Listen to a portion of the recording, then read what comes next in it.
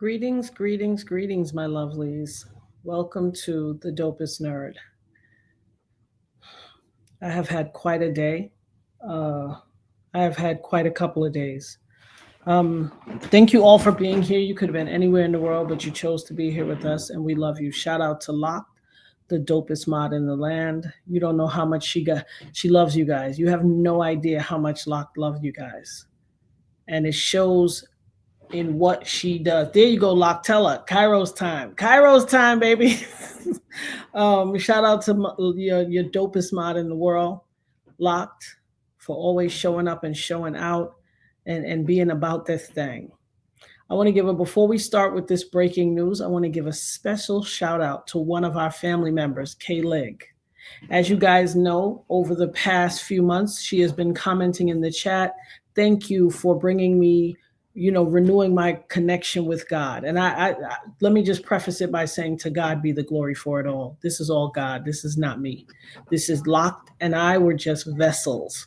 But trust me, this is a walk with her and God. I want us to all go in the chat and put those praying hands up for our sister Kaylig, as she kept us in the loop on her journey of renewing her relationship with the Most High God and beginning her kingdom walk again. And I hope it's okay that I'm sharing it, guys. Kaylig, and beginning her kingdom walk. Our sister took the leap of all leaps of faith and got saved this weekend. And she shared it with us. Shout out to her. I want everybody to give this love to Kay Lig right now. This is her time. This is her moment. Please throw those praying hands in the chat for our sister. Glory be to God. And for anybody else at the sound of my voice, God is available to you too at any moment. At any moment, you can take that leap. You can confess with your mouth and believe in your heart that Yeshua is Jesus, the Christ of Nazareth, the Son of God. And our God, the Most High God, is our God, and the Holy Spirit is the ever-living God. So please, let's give it up for Kay Lig. Let's celebrate this amazing time to be alive. To God be the glory for it all. We were merely a vessel. She was like, I want to share this with you. It's because of you. Listen, I can't take any ownership. The only thing I will take ownership for is being his worthy vessel. And if that was what it took to bring you back to God be the glory for it all. And I feel honored to be a part of it. And I love that we can share this with the Nerd Herd gang. Look at the amazing things that have happened with this family. Guys, first and foremost, some house cleaning rules. You guys know what to do.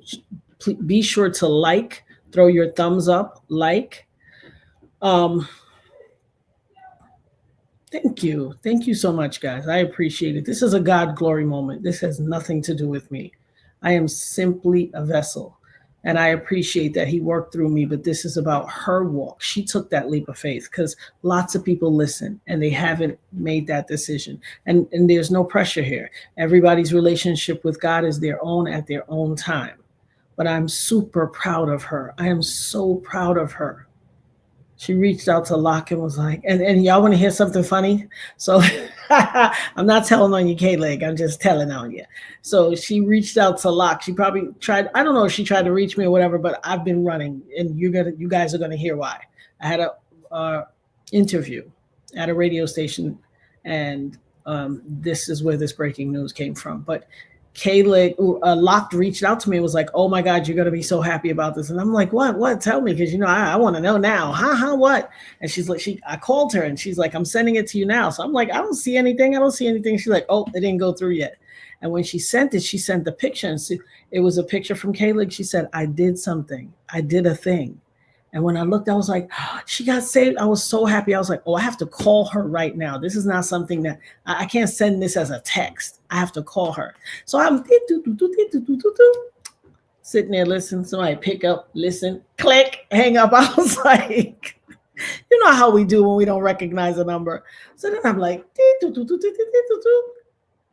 K-Leg sent me the voicemail. Yeah, she was like, I don't know who this is. I ain't answering this number. And so I text, I said, "Woman of God, I'm trying to congratulate you." And then I called right back and she was like, "Oh my God, is this Natanya?" And I was like, "Hey, woman of God, congratulations." And we had our laugh and our joy. But I got to give her firsthand congratulations for this monumentous occasion. And I'm super proud of you and I'm so happy. Welcome to the family. Welcome to your kingdom walk, boo.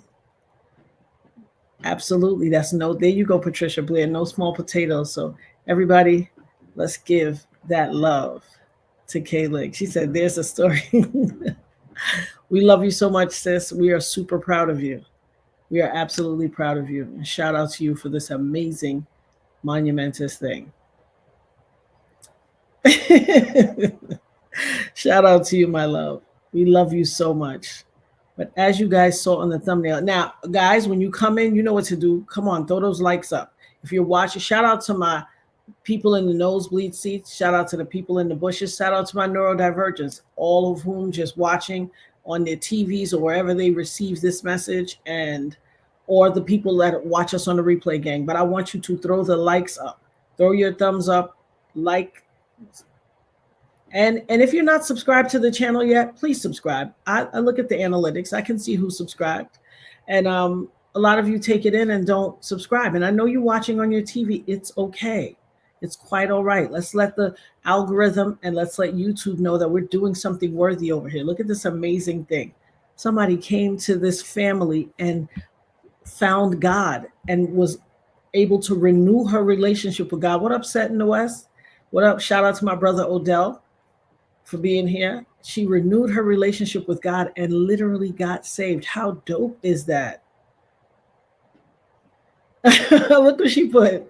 She said, "My daughter and I were jumping and screaming, 'The dopest nerd just called me. The dopest nerd just called me.'" That's so funny.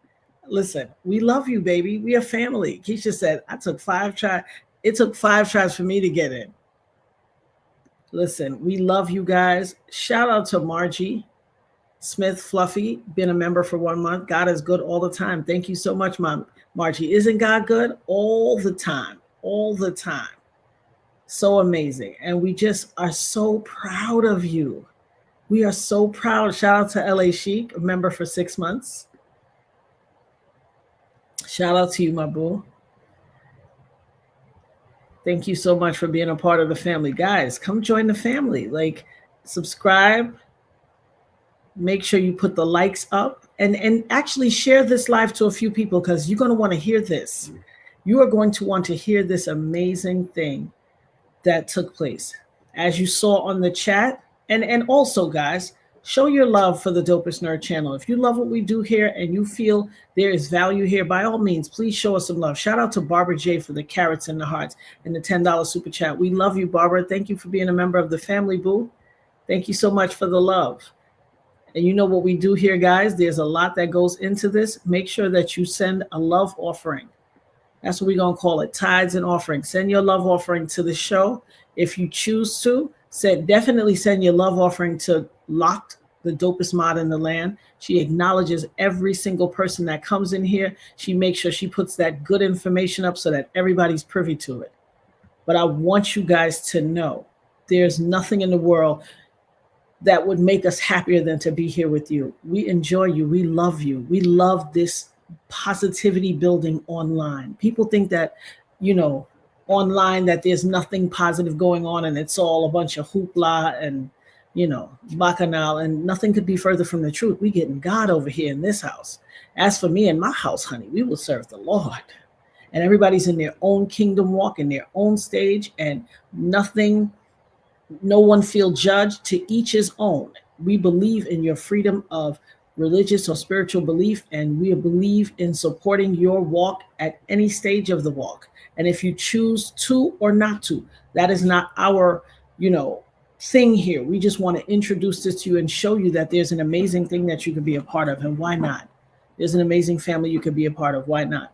Send your tithes and offering to the channel via Cash App or Super Chat, Super Sticker, whatever you want to be. Through PayPal, there's the PayPal link right there, and Venmo. And the Dopest Nerd, $THADOPEST NERD for Cash App, and for Locked, Y'all know it is that incomparable $ butterfly blue.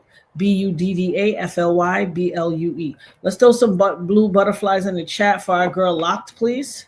Show some love for our girl Locked, because she is the dopest mod in the entire land, and can't nobody tell me different. She's shown and proved. There's not a person that comes on the screen that she doesn't acknowledge. She acknowledges everybody in the chat. Shout out to One Joyful Ladybug. Thank you for the super chat, baby. So proud of Natanya and proud of the family members. Love you. Thank you so much, my love. Isn't it? Listen, this is outstanding. I feel so blessed to have been a part of it.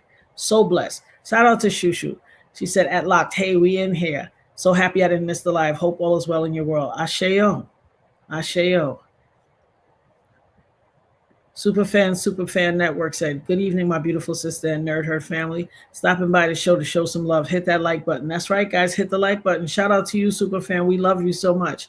Look at Locke. Thank you for the super chat. She is always making sure she acknowledges everybody. She doesn't leave anybody unacknowledged. She makes sure she greets you all. Throw them blue butterflies up in that chat for our sister.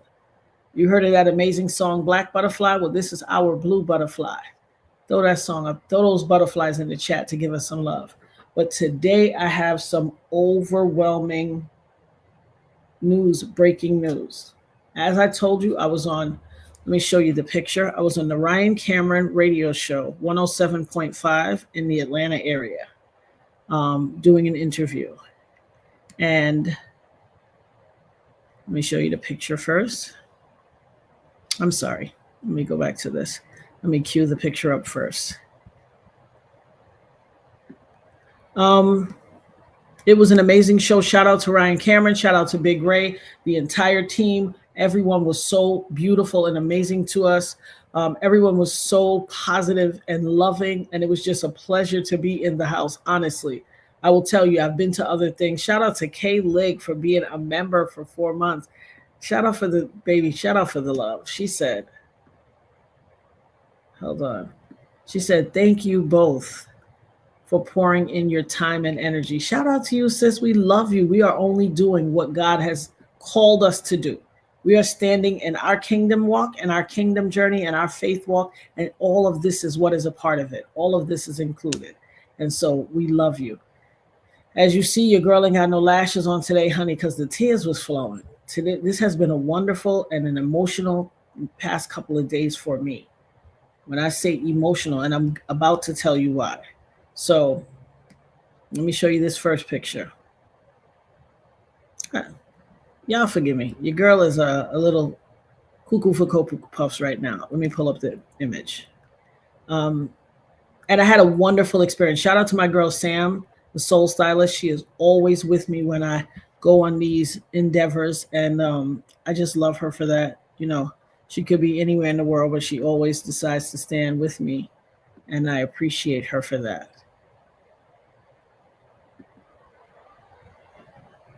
I loaded all this stuff. Yeah.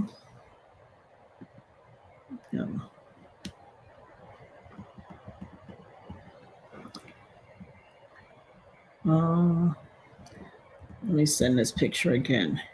You know, this computer is fickle. I live in Apple world, and baby, fickle about how you send your images over. Okay. Sending it right now. It will land momentarily. And like I said, what a gracious team. I've been to lots of interviews. I have to say that in my interview journey, I have been met with quite an amazing group of people. Like literally, I don't know that I've had a bad interview. I don't think I've had a bad one. I've had some that were, I would say, less than stellar. I would say that maybe their agenda was more about what they wanted to do as opposed to, you know, highlighting my story and what I went through and things of that nature. But, you know, to each his own. I can't tell anybody how to run their show.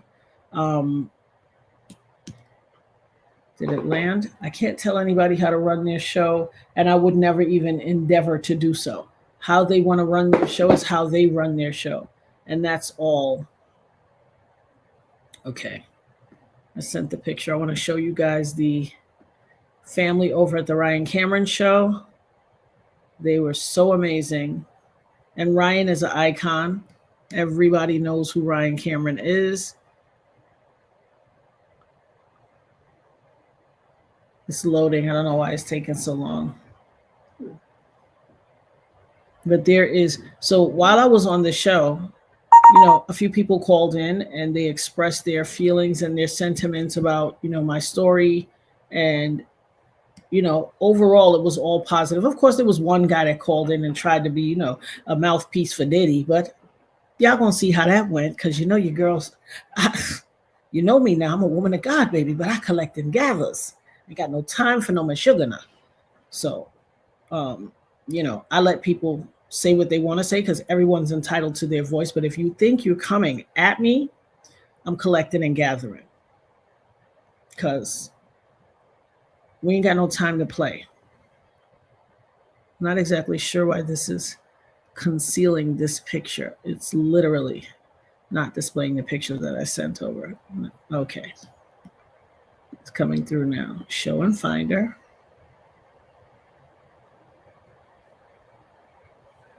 Y'all know what the Hackation looked like over on this channel. You know what it looked like. Y'all know what the Hackation looked like. And so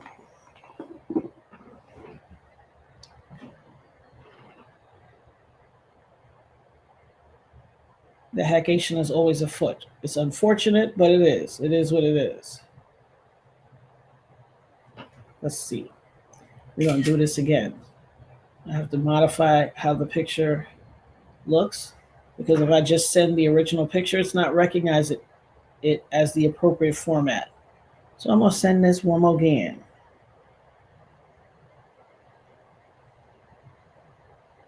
If not, I will just show the picture on my phone.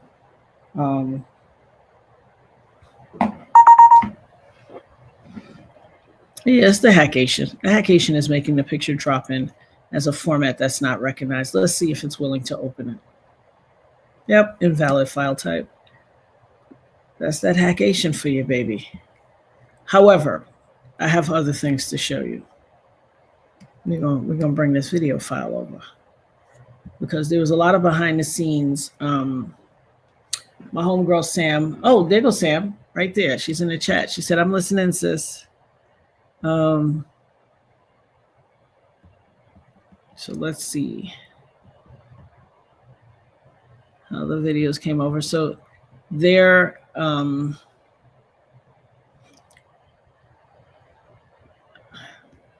don't have the order. I can tell you the order. Let's do it like this. I'm gonna look at my phone for the order, and then I'm gonna play. I'll be able to play. So this one is the first video. I can tell by the minute count, which is the appropriate video. Where are you, appropriate video? Okay. So this was a lady that called in. She was the first caller. So let's open this one. And listen, they're not in any particular order. They may very well be out of order. It's all good. The objective is to let you see this image and hear this video. So Day 26. Day 26 is in the night he shot me. These are in no particular order. He shot me on December 26th. It turned early. You guys hear that audio? You commemorated shooting me. Okay, there we go. Let's make it. You know, your girl's still getting her technical side together. This is not my forte, guys. This is not my forte. So this was one of the callers. I'm trying to roll it back.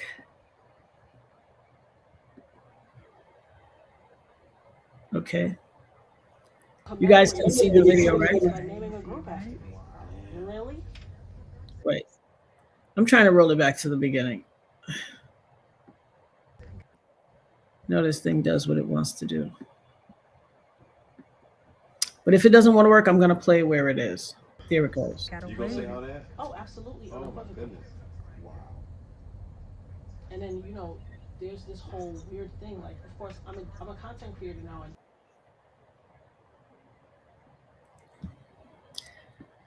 Okay, come on, Lord. Get this back to the beginning so we can play it. Okay. We're just going to play it where it is because it's doing its own thing.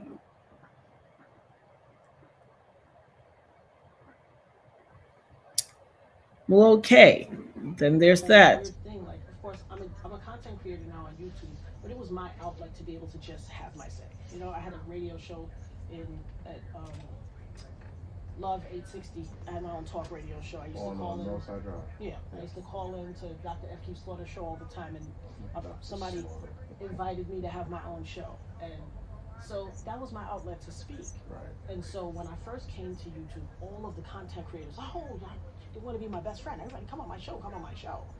Until the trial gets here, because they never thought there would be a trial. Everybody thought this was just a civil thing. Right. Oh, it's a money grab. They want a money grab. And I'm like, nah, God told me a few years ago that he was going to, God said to me, The audio's low. Puffy was going to, What his could I whole do world was going to to crumble, let's see. that he's going to try to kill himself, and that Babylon will fall. We were going on a business trip. She was with me. I said it to The her. audio's low. Do It's you feel showing. They was looking at me like, hey, girl. So It looks like it's all the way up. I'm sorry, guys. they called me first. All right, here's what I'll do. What's going on? Here's what I'll do. I'm going to mute it. I'm going to stop it right there, but I'm going to actually play the actual thing for you.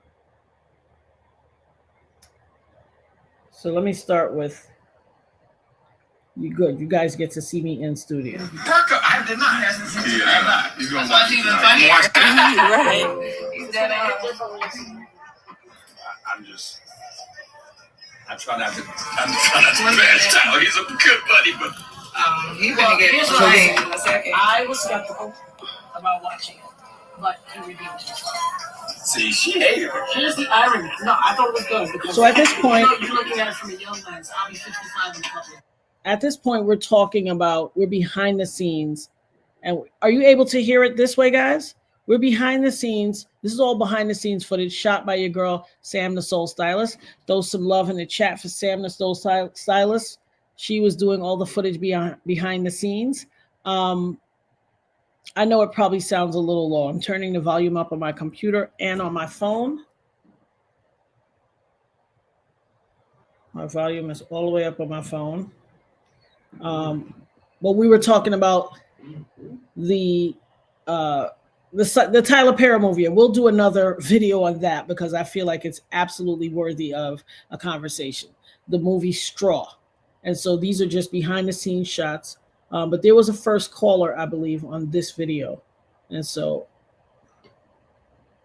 I'm looking at on IG, and we are very happy to have Natanya Rubin in the studio. How you doing?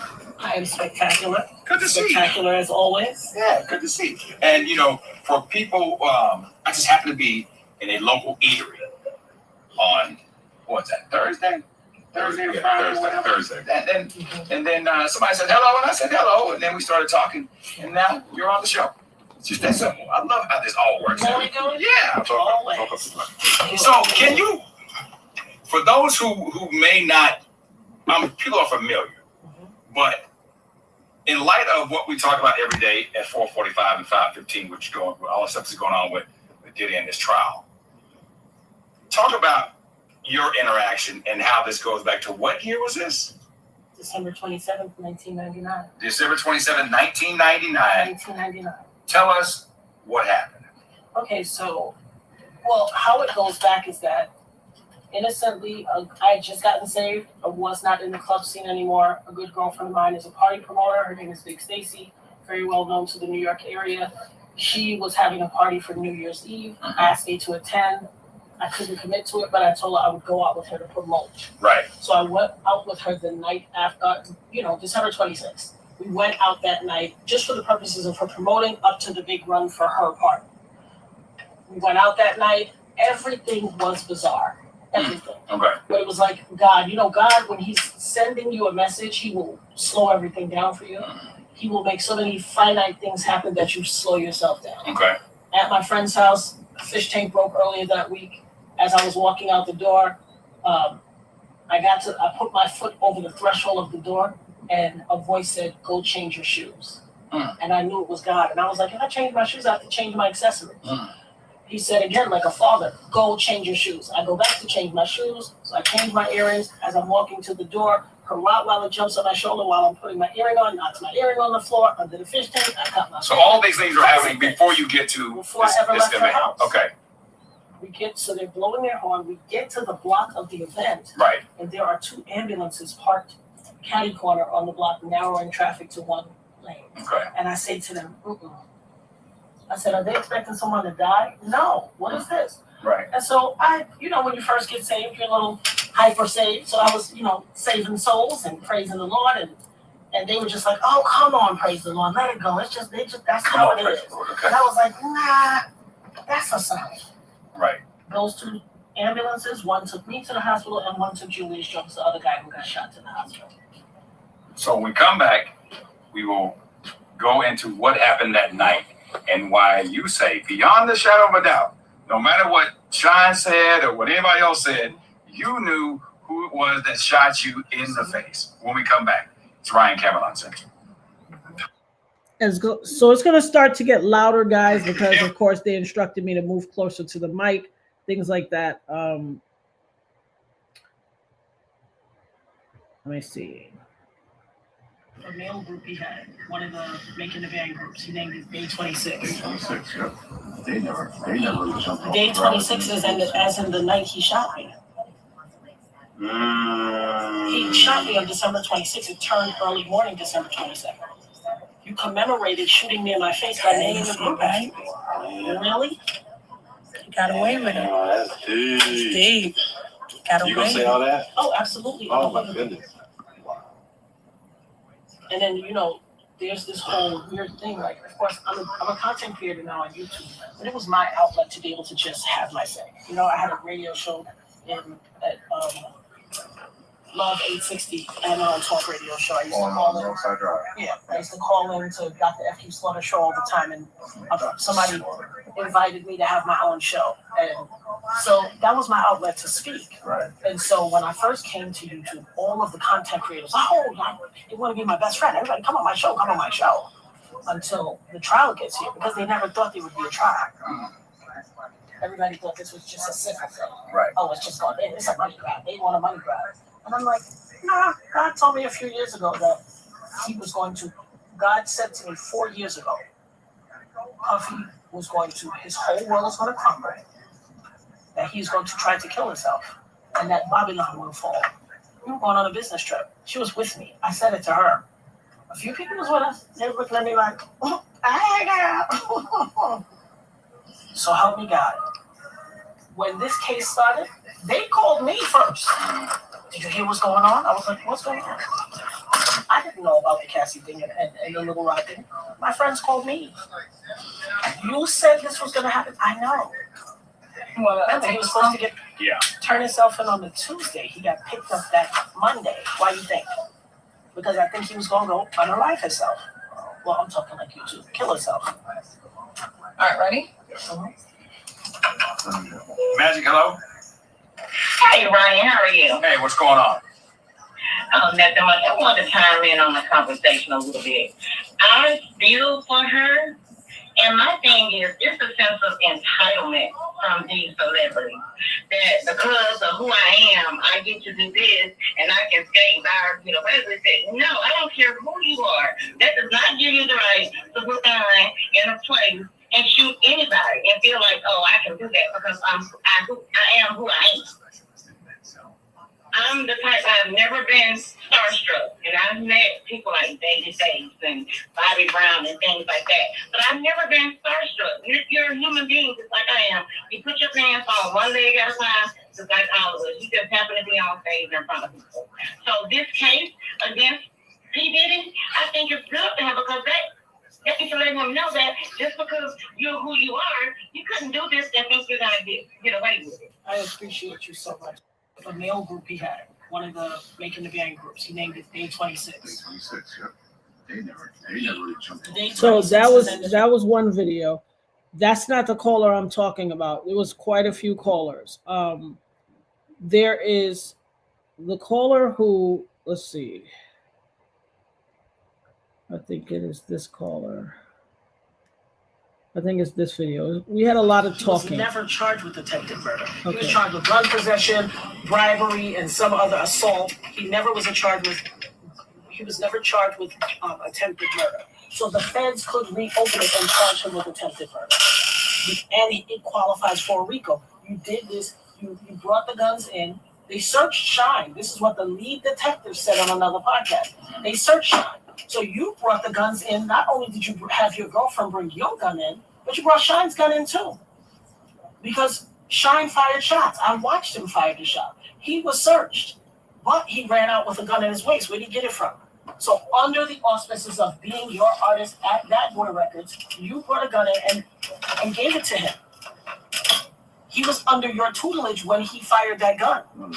And he said on a number of occasions, protecting you. Magic, hello. Now, the crazy irony of it all is, the first time how Shine got his record deal is, my friend used to manage Shine. Shine used to rap in front of the barbershop. When they wanted to get him a record deal, they called me one day and was like, "Yo, where you at?" I said, "I'm in the studio." "Oh, can we come to your studio session?" "Sure." They brought Shine. Shine was rapping about cohibas. I didn't even know what a cohiba was. I was like, "What is this cohiba thing you keep saying?" I know Shine. He came to my session. Okay, the next one I'm certain is the I caller. wanted to comment on the caller's experience. She's not lying. I don't want to give my name, but I did work for Bad Boy back in the day. I'm from New York. I live in Atlanta now, and I was in the music industry for about 15 years. And when that incident happened, everybody knew she was not lying. But the way Puffy insulates himself with people around him, he's so protected. I mean, it's just really ridiculous, and I feel so bad for her because we all knew. Everybody in the music industry knew, just like them R. Kelly tapes. We all saw them and we knew. So she's not lying.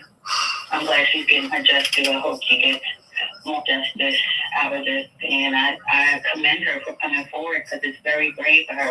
I haven't said anything since the 90s about nothing. But First and foremost, thank you so much, sis. I appreciate you, and I appreciate your candor in coming forward and speaking, because I felt for many years like an army of one. I appreciate you for speaking out. This means the world to me.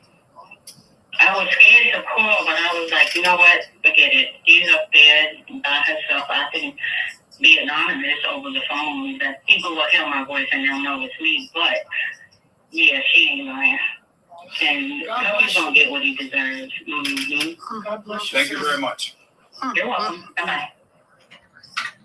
Wanted to comment. Now, let me just tell you that we were talking in the studio in between how a radio show is recorded. You know, they have breaks, and then they're also doing a live on Instagram as well. Ryan Cameron Uncensored. And shout out to Ryan Cameron, guys, and shout out to 107.5, Magic 107.5 in the Atlanta area. By all means, please go over to their page on Instagram, on whatever social media sites they're on, and tell them that you are a member of the Nerd Herd and that Natanya Rubin sent you over there.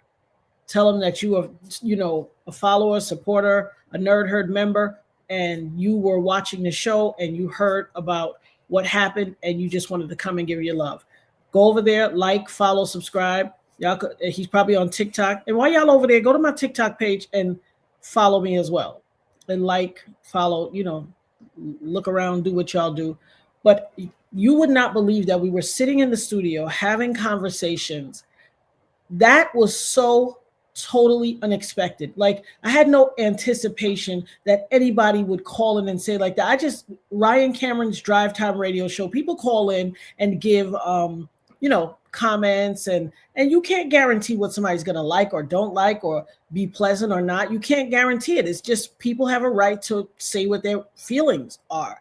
And so he provides an open platform for people to call in and commenters to say stuff. And trust me, somebody called in afterwards. I'll play his thing too. And he tried to be shady, and I had to collect and gather him. And, me and Sam discussed it, and Sam was like, the guy felt like too many, the caller that tried to be shady felt like things were going too positively in our favor. And so he wanted to call and be messy. And you'll hear how disjointed his call is. His call, he brought up like 5 or 6 different points that were all non sequiturs and not actually connected to one another. And then he just threw them together, asked like 3 random questions and threw it out there. It was not even anything like, it wasn't even congealed, It's like if you make and bake macaroni, you want that macaroni to be baked. You don't want that wet, sloppy, sappy, loose macaroni. That ain't baked macaroni. That's mac and cheese, but that ain't our mac and cheese. And he was basically that wet, instant, the powdered cheese, add water, stick it around, and they got that little kind of sound to it. That's what he was. He couldn't stand the fact that, this story was getting out. I can tell that he was insincere because he opened the conversation with, this is the first time I'm hearing about this case. But then he had 17 different things to say. And the recording is far longer. The way Sam recorded it in sections, I would have to like literally figure out which section was which to play for you. But I do know. Yeah. Y'all saw that, right? This ain't the first time that happened. Like, y'all see the one? Heavenly Father, you in the house. Listen, I couldn't even wear lashes, okay? I have cried my lash off. When we were leaving the studio, I had one lash hanging off. I had to just peel it off when we got in the car. Yeah, very unbaked mac and cheese. And unbaked mac and cheese ain't worth a dang. That is after school stuff that your mom and them or the babysitter used to give you after school. That little wet, you could get those in a microwave kind of thing. Disgusting. But when this woman called up, I, as strong and as resolute as I am at all times, I instantly broke. And started crying. This woman said she worked for Bad Boy.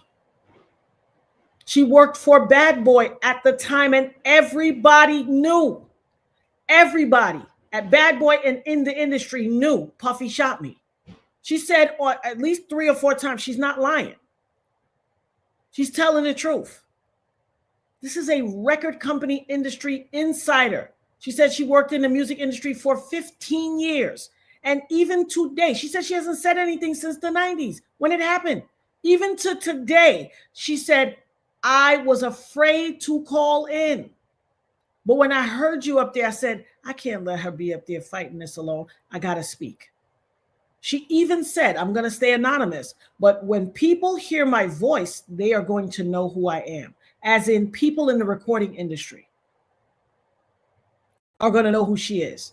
And she said unequivocally, we all knew he shot you. We all knew he did it. But he's so protected and he stays so insulated that there's nothing you could do. But they were all talking about it. They all knew. I said this so many times.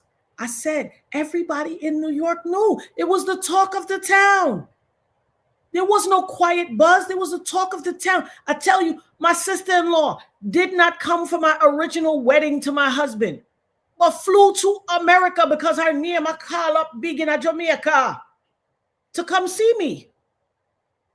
This woman didn't come to our wedding. And then she didn't come to my husband's funeral. But when I got shot and every other thing on the radio and on MTV and on this and on that and on the news was Ruben. My sister-in-law flew to America. As God is my witness. You know what this woman said to me? Take off the little bandage sitting so we can't take picture. She wanted me to take my bandages off so she could take a picture with me. I mean, we were taking pictures already, but she wanted me to take off my bandage so she could get a picture of my face unbandaged. Now think about that. The indignities I've had to endure. And I ain't gonna let you slide because I done told everybody I'm pulling coats. I am pulling slip. Your slip hanging, I'm snatching it. Her name is Peter Gay Rubin. She lives in Jamaica, probably Kingston. That's my husband, Roger Rubin Sr. God rest his soul, his sister. Ain't come to our wedding and did not come to her brother's funeral. In fact, while my husband was on life support and I was in her mama house talking to her, she said, well, when whatever happened come, then me'll come down.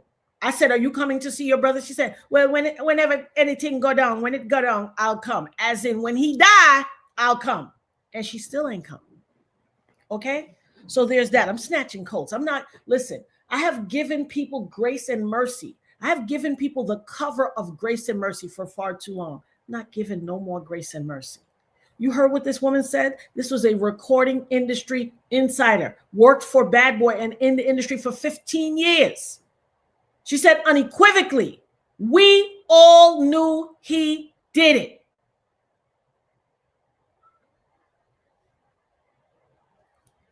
Beyond a shadow of a doubt. And I'm going to play that again. I'm going to play it 10 times. I might do a show where I put it on a repetitive loop and I play it all the time. Because, baby, I have said it ad nauseum. And people put, cognitive dissonance makes people believe what they want to believe.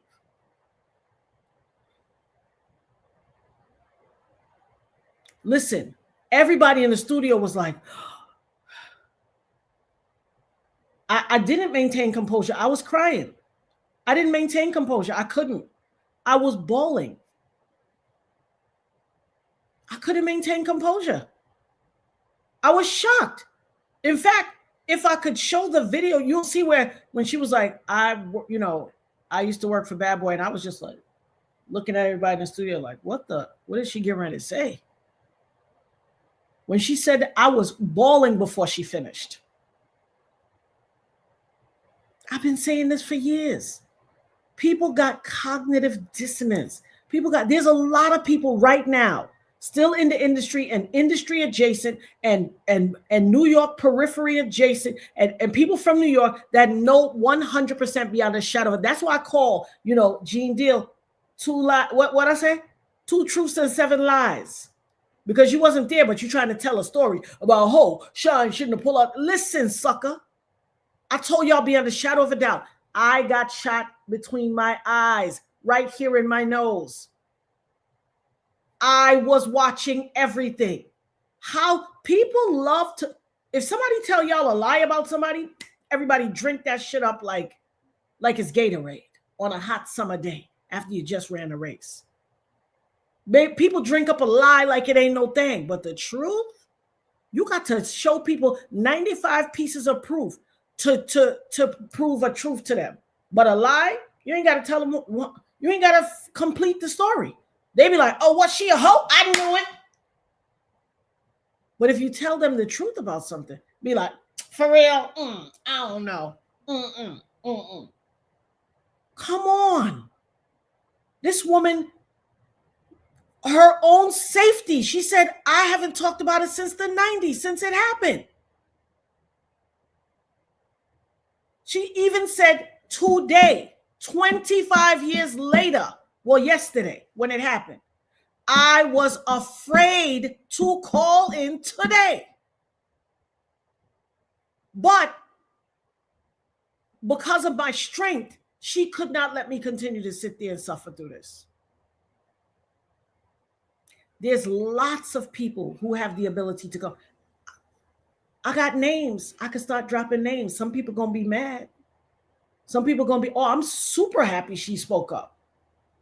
I am ecstatic that she saw fit to come forward. Oh, let me take this picture down. I'm ecstatic that she saw fit to come forward. She didn't have to. This woman did not have to. And I commend her in light of her fear, because you heard what she said. When they hear me, when people hear my voice, they're going to know who I am. I don't know who she is. Like, honestly, and I would not even dare. If I knew that, I wouldn't betray her privacy. I would never betray. That's something she has to do. But the fact that she came forward and spoke to me and spoke on the radio and said, listen, I was afraid to call, but I knew I couldn't sit back and not. Look how God is moving in the space. You want to tell me that God not here? You didn't see that balloon fall again? The O ain't going nowhere, neither is the K. Nirvana just stuck the K up there. It's not even attached to nothing. These balloons are affixed to the wall. The K, she just mounted it on top of the... I should turn this on. I never turn this on.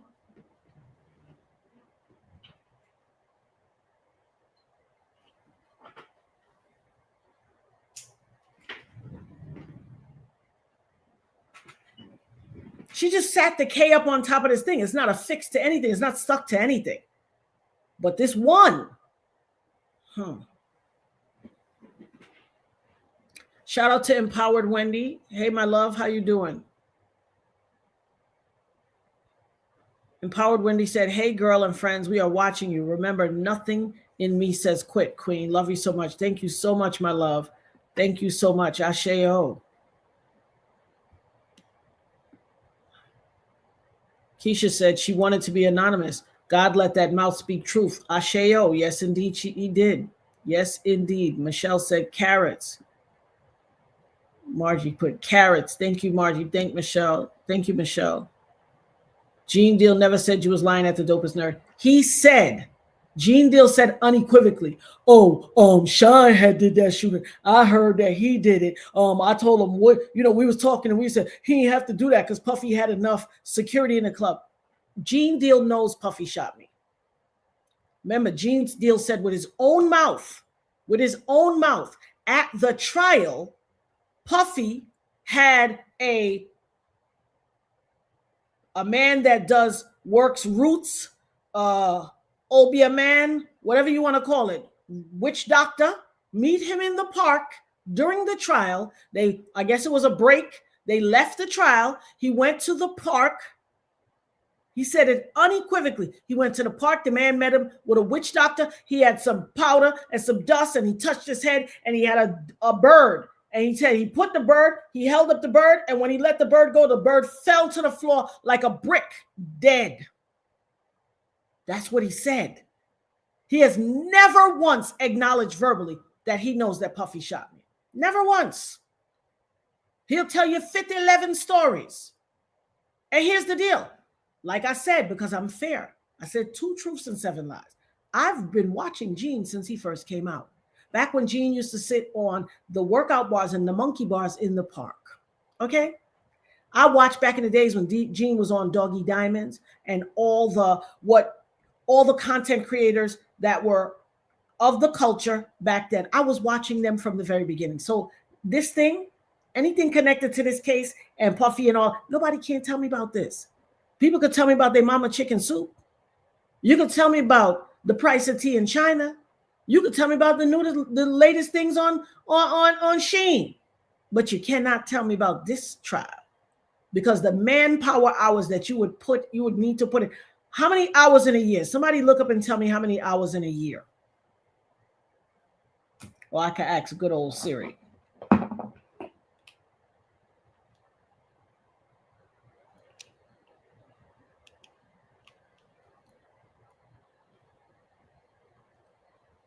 Hey, Siri.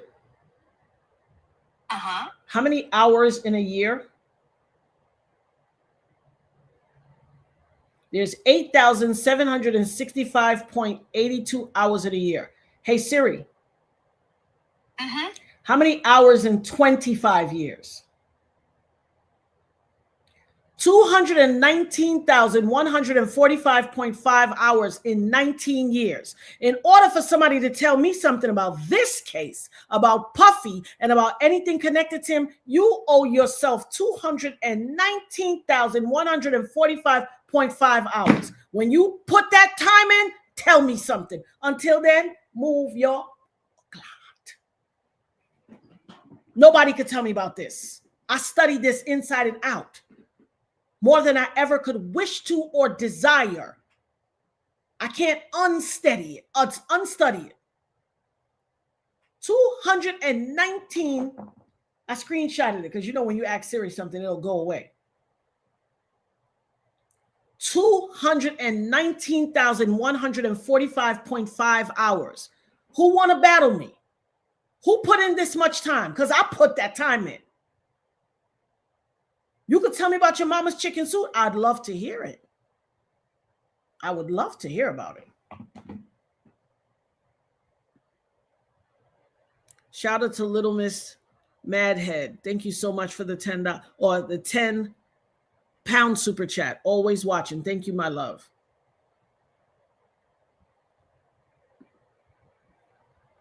Thank you so much. I appreciate you. Barbara J said, justice for Natanya Rubin. Thank you, my love. Kicking it with Auntie Leah said, speak at the Dopest nerve with the carrots. Thank you so much. Who is this that said? Oh, Empowered Wendy said, thank you so much, to husband. Tell your husband we said, hey, shout out to your husband.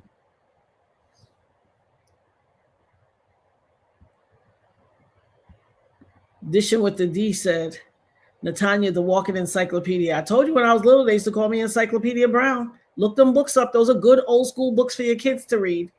Anybody have kids? You want a good round of books? And let's bring reading back instead of all these sickening games and all this stuff that these kids are playing, because they are breaking our kids down and literally indoctrinating our kids with these games. If there was ever a time that you friggin' doubted, now you should be believing. You know, there was times it was like, oh, the music, it's indoctrinating our kids. Oh, and people's like, that's what the old people say. Listen here. Them old people, shout out to C. Dolores Tucker. Those who know who she is, you know. Those who don't know, go look her up.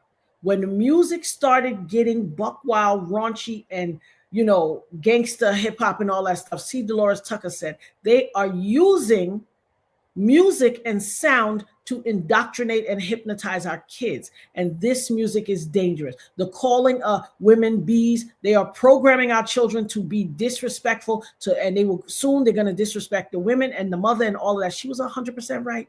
They tried to ridicule that woman. When I say they drove C. Dolores Tucker crazy, older Black woman. If I'm not mistaken, was she a politician at the time? C. Dolores Tucker warned us, nobody wanted to listen. She was right.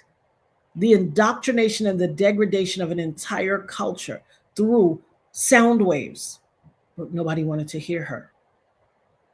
Yeah, my husband, God rest his soul, passed away. The incomparable Roger Rubin Sr. And I still love him like cook food. He was my best friend in the whole wide world.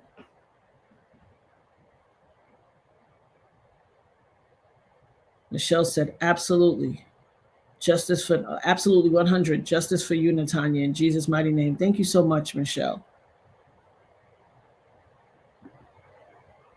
Margie Smith said, Natanya, you are protected by the armor of God. I sure am. Thank you so much. And you are too. We all are. One thing I know is God got us. Up in this nerd herd family, he got us. Lady Ashcake said, hey, love, are you finally getting justice? I hope so. I pray that I am. And listen, the fact that this woman took it upon herself to call is justice enough for me already. When I tell you her name is forever indelibly marked and signed in my heart, I am eternally grateful for this woman. And so what this does now is calls everybody in the music industry. At that time, everybody in the music industry is on notice. You all knew. You all knew. And yet, here we are 25 years later, those of you who are still around, because many of you are no longer here.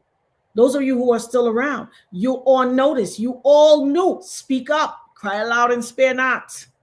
Purge your soul, because baby, when judgment day come, you're going to be having to be held into account for all of this. Don't think. You might hear Natanya Rubin and be sick of hearing it, but baby, trust and believe. God going to hold you in account. He said, touch not my anointed and do my prophets no harm. If you knew something that posed a danger or threat to one of God's vessels, one of his prophets, and you did nothing to right that wrong, you are culpable. Don't take my word for it. Go look it up. This ain't my doctrine. I'm just following the doctrine. Go look it up. Go look it up.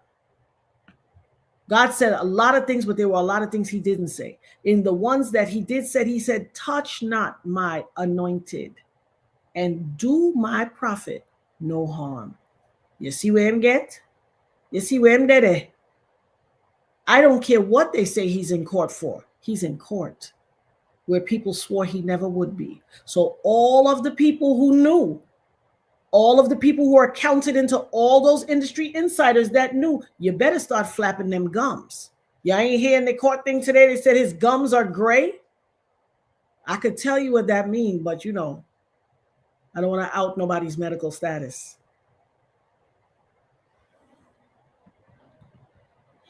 Dana V said, don't get me started with chicken noodle soup. Simplicity is key. Sorry I'm late. Hi, fan. Hey, Natanya. Hey, Locke. Well, boy, do we have something for you to hear. I'm going to play it again. Lisa Bruno said, here for you always, Natanya. Thank you so much, Lisa. Thank you, Dana V. Locke said, there's levels to this ish. Are you the teacher's pet? Become one today. Membership tier start at $3.99. Become a member today. Show some support for your girl, the dopest nerd. Thank you, Locke. Love you like cook food, girl. Michelle, and listen, we always got to give the glory to the Most High. Michelle said, yes, Lord.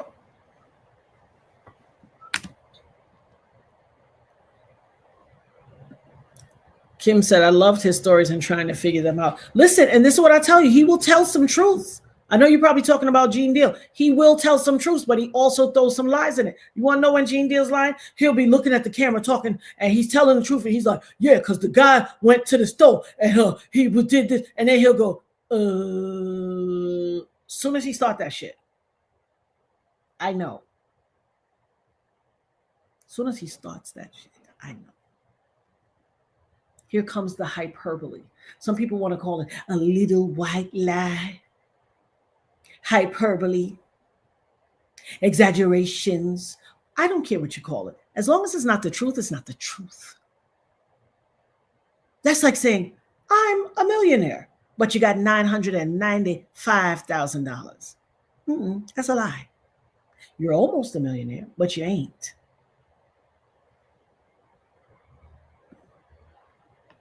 Shout out to Joy to the World with the laughing faces. I mean, let's call a thing what it is. Shout out to Empowered Wendy for the super chat. She said, bring reading and integrity back. Justice for the dopest nerd. We love you. Thank you so much, baby. I love you. Right on back. And yes, let's bring reading back, baby. Let's get our kids. Let's unhook from the matrix. Let's get our kids back to basic fundamentals. Look what they've done. Do you know in the last few years, I think in 3 years, they've banned 3,500 books. Banning books. Well, whose information you think is in those books? Why would the powers that be who think it's okay to fire federal employees by the hundreds of thousands, I mean, just chop you off as if you don't got a mortgage? And you know that's the highest tier of government work is federal. So those are the people that make the good money. So with that good money, you feel comfortable buying a house, investing, buying a car. You might have, a summer home. You might have had a summer home or whatever. You're paying for your kids to go to college, whatever. You have a comfortable life. Do you know what it is to disenfranchise an entire segment of society, wholesale, chop, just cut you off? Where does your money come from? Do you know when you cut off legions of people's employment and they have no money, especially people who are not used to being unemployed? See, it's one thing when you take from the poor or the lower echelon of society, the people who are financially challenged, who their money is funny and they change is strange. When you take from them, baby, mama gonna work it out. Let me tell you something good about the hood, okay? Let me tell you something good about the hood. You're gonna make $1 out of 15 cents. Baby, those 3 packs of ramen and a pack of mixed vegetables and a couple of eggs and some sugar water or whatever your drink or beverages or some water and some Wonder Bread, baby, we're going to feed the whole family. 7 people in the family. Everybody belly going to be full. Let me tell you about them people who not used to being broke. Those people take it as they jump off the building. Those people do extreme things like, I'm out of here and I'm taking my whole family because I can't face the indignity of, losing everything. Those people resort to crimes. If you ever concerned yourself about whether the city and the countries are safe, try a legion of people who were gainfully employed and now they have to go turn to public assistance, welfare, whatever you want to call it, whatever they call it, SNAP. Try somebody who had a summer home that now got to get food stamps. It's not going to look good. I'm telling y'all. Listen, why you think they were showing those movies, The Purge? Did you see the people in The Purge? Did they look like they was in the ghetto? Because I didn't really watch The Purge like that. I saw some snippets of one of them. Did they look like they were in the ghetto, or were they walking up to single family, lovely suburban homes and ringing the doorbell and being in people's Ring camera? Oh, okay. Answer the question for yourself.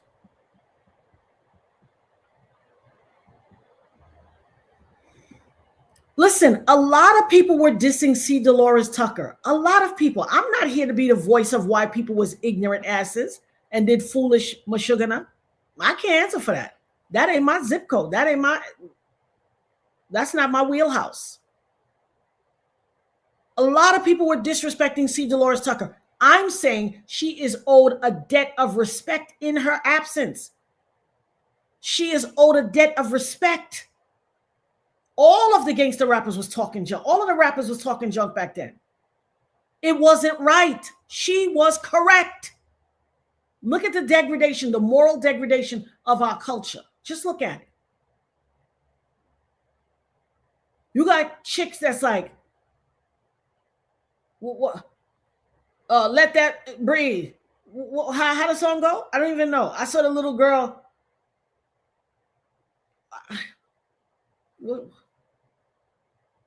I don't even know how the song goes. I sort of let that breathe.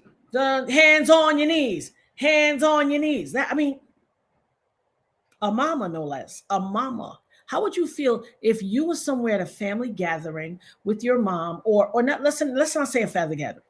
At your school. Y'all think the music is okay? Well, let me test the theory. So if the music is okay, and the subject matter is no big deal, and old people's just making a big deal out of nothing, how about we be at your school when you're getting an award and let your mama pop out the aisle when they call your name on the stage and hands on your knees and turn around and start twerking that thing and busting it wide open, calling your name, talking about, hey, how would you feel? Huh? You be okay or no? How about if your auntie came to your job because she was around your job and she came in the hallway busting it wide open? Or if your father came in there, busting his gun and talking all this mumble rap. Oh, you would be humiliated, right? Okay. Yeah, I thought so. So if you can't do it in any environment, then probably it ain't good. How about that? How about that? If it's not acceptable at your job and at your school, then perhaps it's not acceptable. If you can't stand in front of your mama after she just came home from church on a Sunday and y'all out in the backyard having a cookout and your grandmama's with her and sing Sexy Red, word for word, the raw version, perhaps it ain't so good.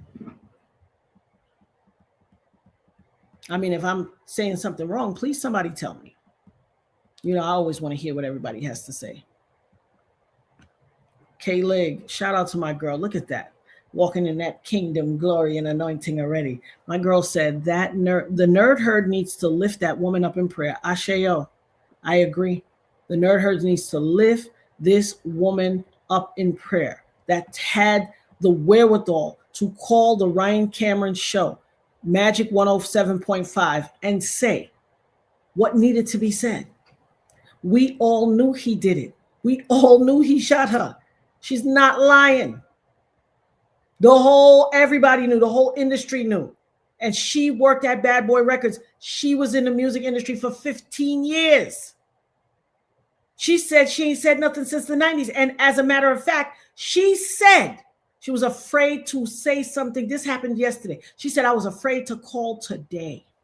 I want to stay anonymous. But those people that if they hear my voice, they're going to know who I am. I would never out you, young lady. I couldn't care what anybody said. It would be left to you to decide if you wanted to out yourself. And I would never do that to you. So please understand and know that. I am so eternally grateful that she called in and said what needed to be said. There's a whole industry of people that know. Why y'all all silent? Perhaps that's what we need to do. Perhaps the U.S. Attorney's Office needs to start subpoenaing all those people, former employees and former record company music industry employees. The executives might be a little afraid to speak up, so go for the employees. All you got to do is throw some subpoenas around. Throw some subpoenas around. They could talk. And I even said this on the radio show too. I said, for those of you who have been the survivors of trauma and don't watch these proceedings every day, because they can be triggering and cause a lot of, dissension in your feelings and your spirit and all of that. You don't need to take this in on a daily basis. If you want to catch up on it, find the snippets and look at the recaps, but don't watch this every day. And if you've been a victim of trauma, seek help. Shout out to Locke. Locke says, for mental health assistance, please call or text 988 or visit lifeline.org. Listen, when I tell you karma is a dish best served cold. So for those of you who are late, who just arrived, who came in after we played the audio, I'm going to play it again. Shout out to Pardon My Frenchie and all of you guys. Shout out to Cook's Crate, all you guys that just came in. I mean, I know you've been in here, Cook's Crate, but shout out to all of y'all. Pardon My Frenchie said, yes, ma'am. The Lord will protect you when you call on him, speaking from experience. Absolutely, unequivocally.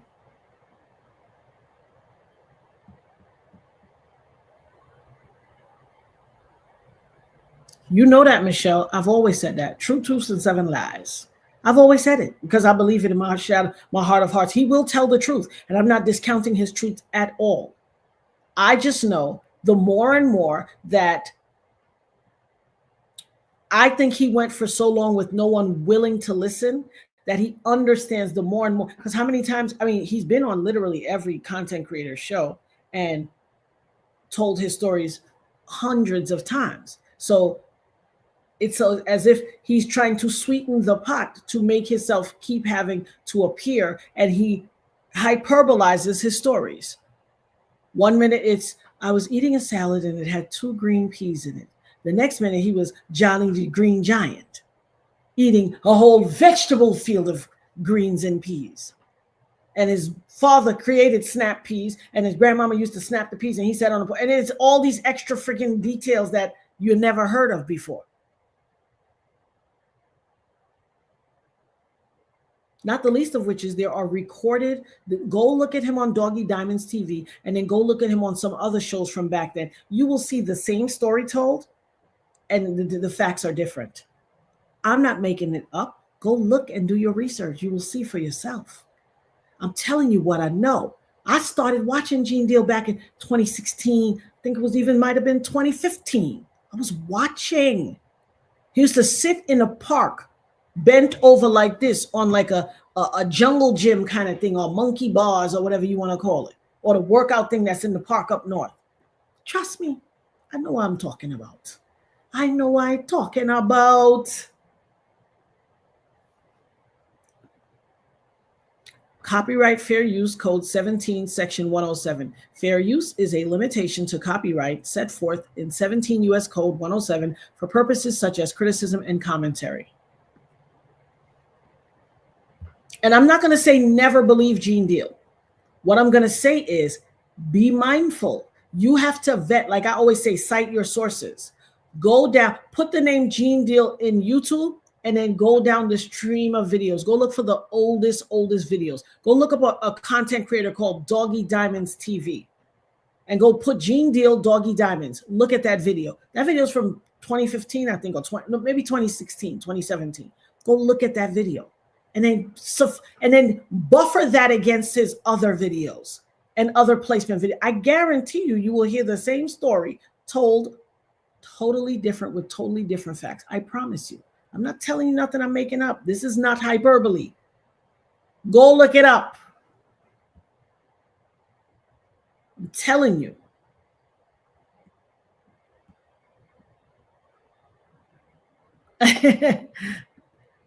Empowered Wendy said, my hubby just yelled, "Hey, you're on the TV," was finally showing him. Shout out to you and your husband. Hey, Wendy's hubby.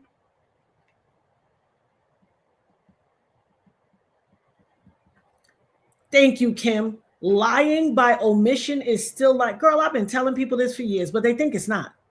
They think it's not. Lying by omission is still a lie. It is absolutely a lie.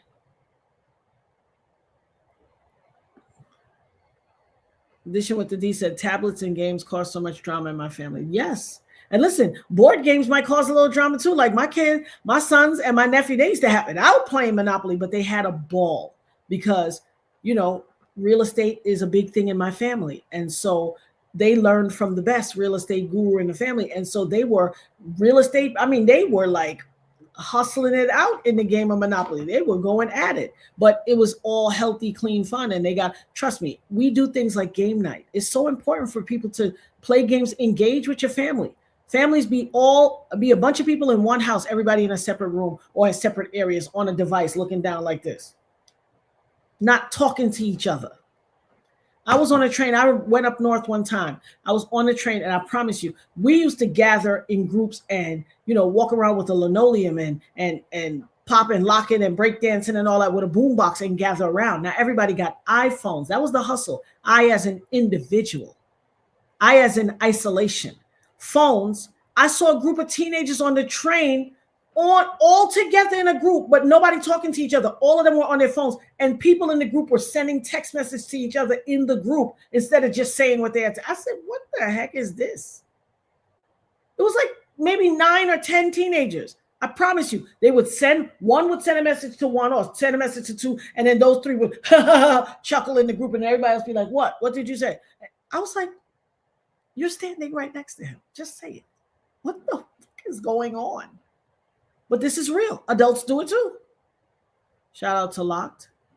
Guys, I'm an author. I have a couple of books. One of my books is A Shot in the Dark. If everyone that's online right now bought a copy of A Shot in the Dark, first of all, you would learn and read this page turner. That is amazing.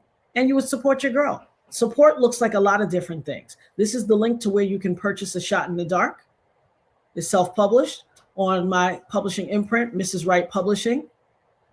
By all means, please endeavor to support my cause and read my book. Also, I have another book called Nirvana Socks, The Nirvana Chronicles. It's about a precocious 8-year-old girl who's obsessed with socks and goes on a journey of discovery to find out what happens to socks when they go missing in the dryer. It's a delightful book.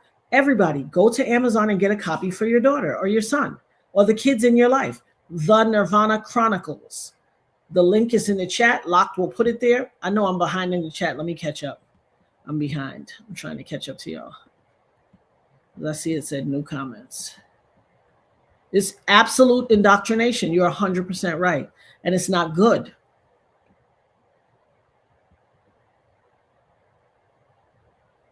Absolutely. And listen, I'm not disavowing Gene. There was a time where I want nothing to do with Gene. But I am willing to have a conversation with Gene. I don't have a problem with that. Like he said, you've said you and Gene in common, y'all want justice for all victims as well as you, the dopest nerd, united y'all stand. I don't have, matter of fact, if you know Gene, do this. Go send Gene a message. And it's memorialized on this live. He can come back. Let's talk. I'm willing to have a conversation with him. But I don't deny what I say. And he knows I've called him that. He's heard me say it before. I'm sure his people say it. And they've reached out to me. I got the proof. I got the screenshot. I'm willing to have a conversation with him. So y'all can go tell him that.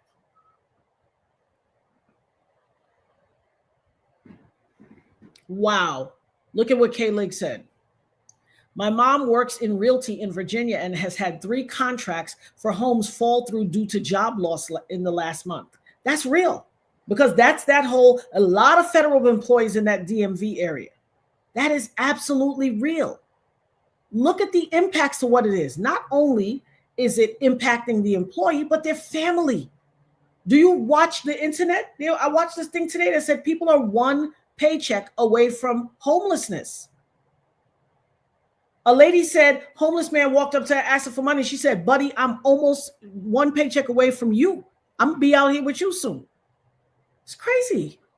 Another lady said she went from housed and employed to homeless and unemployed in less than 30 days. Now think about that.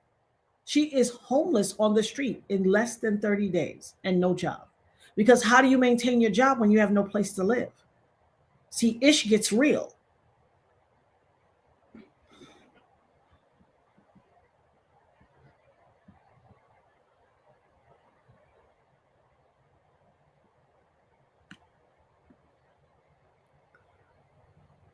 Little Miss Madhead said, you're doing it and justice will come. You look phenomenal. Your care, phenomenal load. You're an inspirational mod. Oh, that's the lot. That's the Locked. Shout out to Locked, indeed. Locked is dope. Kim, I wish YouTube would grow up. As a matter of fact, let me stick a thing right here because I'm going to splice this show. I'm gonna have my daughter splice this show. We need to have a discussion too, because this is very vital. And I'm going to be able to separate it. So let me do another income. I'm going to come in. Hey guys, welcome to the Dopest Nerd. This is your girl, Natanya Rubin, aka the Dopest Nerd. Welcome to the Nerd Herd family. Shout out to my girl Locked, who is the dopest mod in the land. Miss Locked here don't care. She makes sure she talks to and acknowledges and shows love to every single person that comes into this chat. Guys, make sure you show her some love. Let me write down the minute marker. Show her some love. Throw some blue butterflies in the chat for Miss Locked. And let's acknowledge the phenomenal job that she does. She is the greatest mod in the land. Shout out to the entire Nerd Herd family. You know what to do, guys. Come on in, like, share, subscribe, throw the thumbs up. Make sure you like the video, even if you're watching on your TV. Shout out to the people in the nosebleed seats. Shout out to the people in the bushes and my neurodivergents who don't get into the chat, but you just enjoy us from the comfort and the safety of your home. There is this Kim, you said a whole mouthful. Kim said, I wish YouTube would grow up. That is why I'm doing this second lead in, because there is a conversation to be had about two YouTubers right now that, well, three YouTubers whose lives are intrinsically changed forever.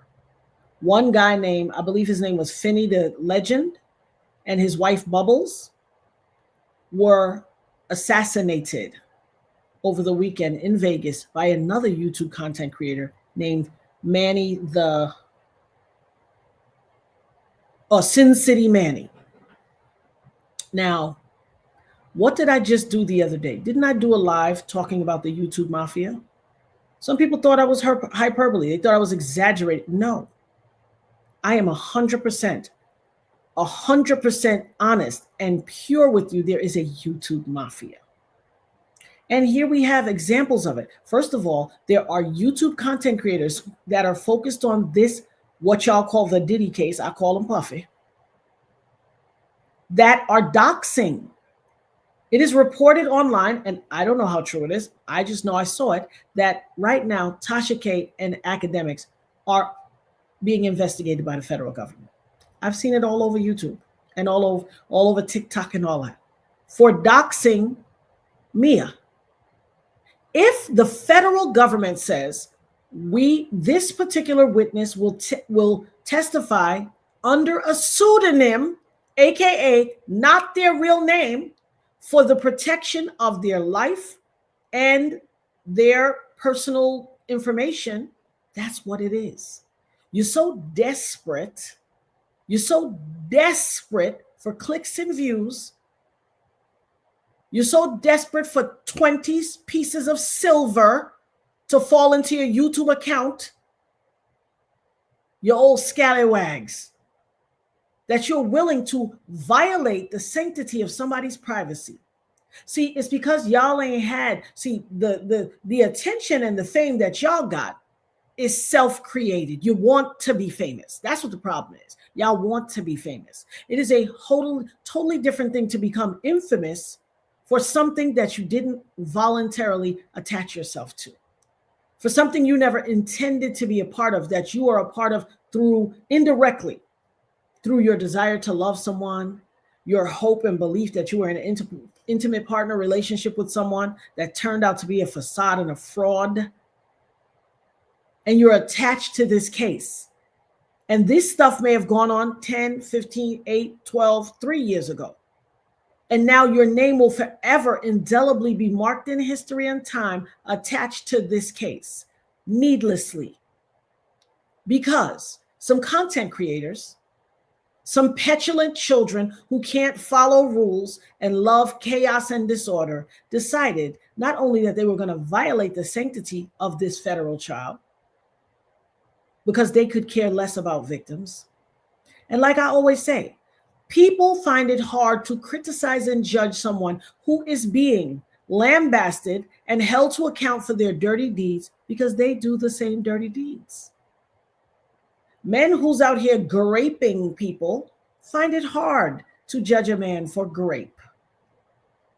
People out here tooting powder, getting a little on that Tucci, I find it hard to judge a fellow crackhead and a fellow dope fiend because hello, you not see him sitting. Y'all find it hard to judge your compadres. And so you will deny and deflect the facts of the case to fit the narrative that you want to push forward. And you will dox a victim survivor so you could get 20 more pieces of silver in your YouTube account. 20 shekels. That's going to burn a hole through your whole foundation of what see, God not playing in this time, baby. We living in the times of friggin' age of Aquarius. God not playing. All truths will be revealed. No lies can stand. Told to you guys by the incomparable prophet, Cat Williams, in the beginning of 2024. But Cat, do you hear me? They don't want to hear us. God said, touch not my anointed and do my prophet no harm. They tried to play cat. Everybody who tried to play cat over these years, are they not facing recompense?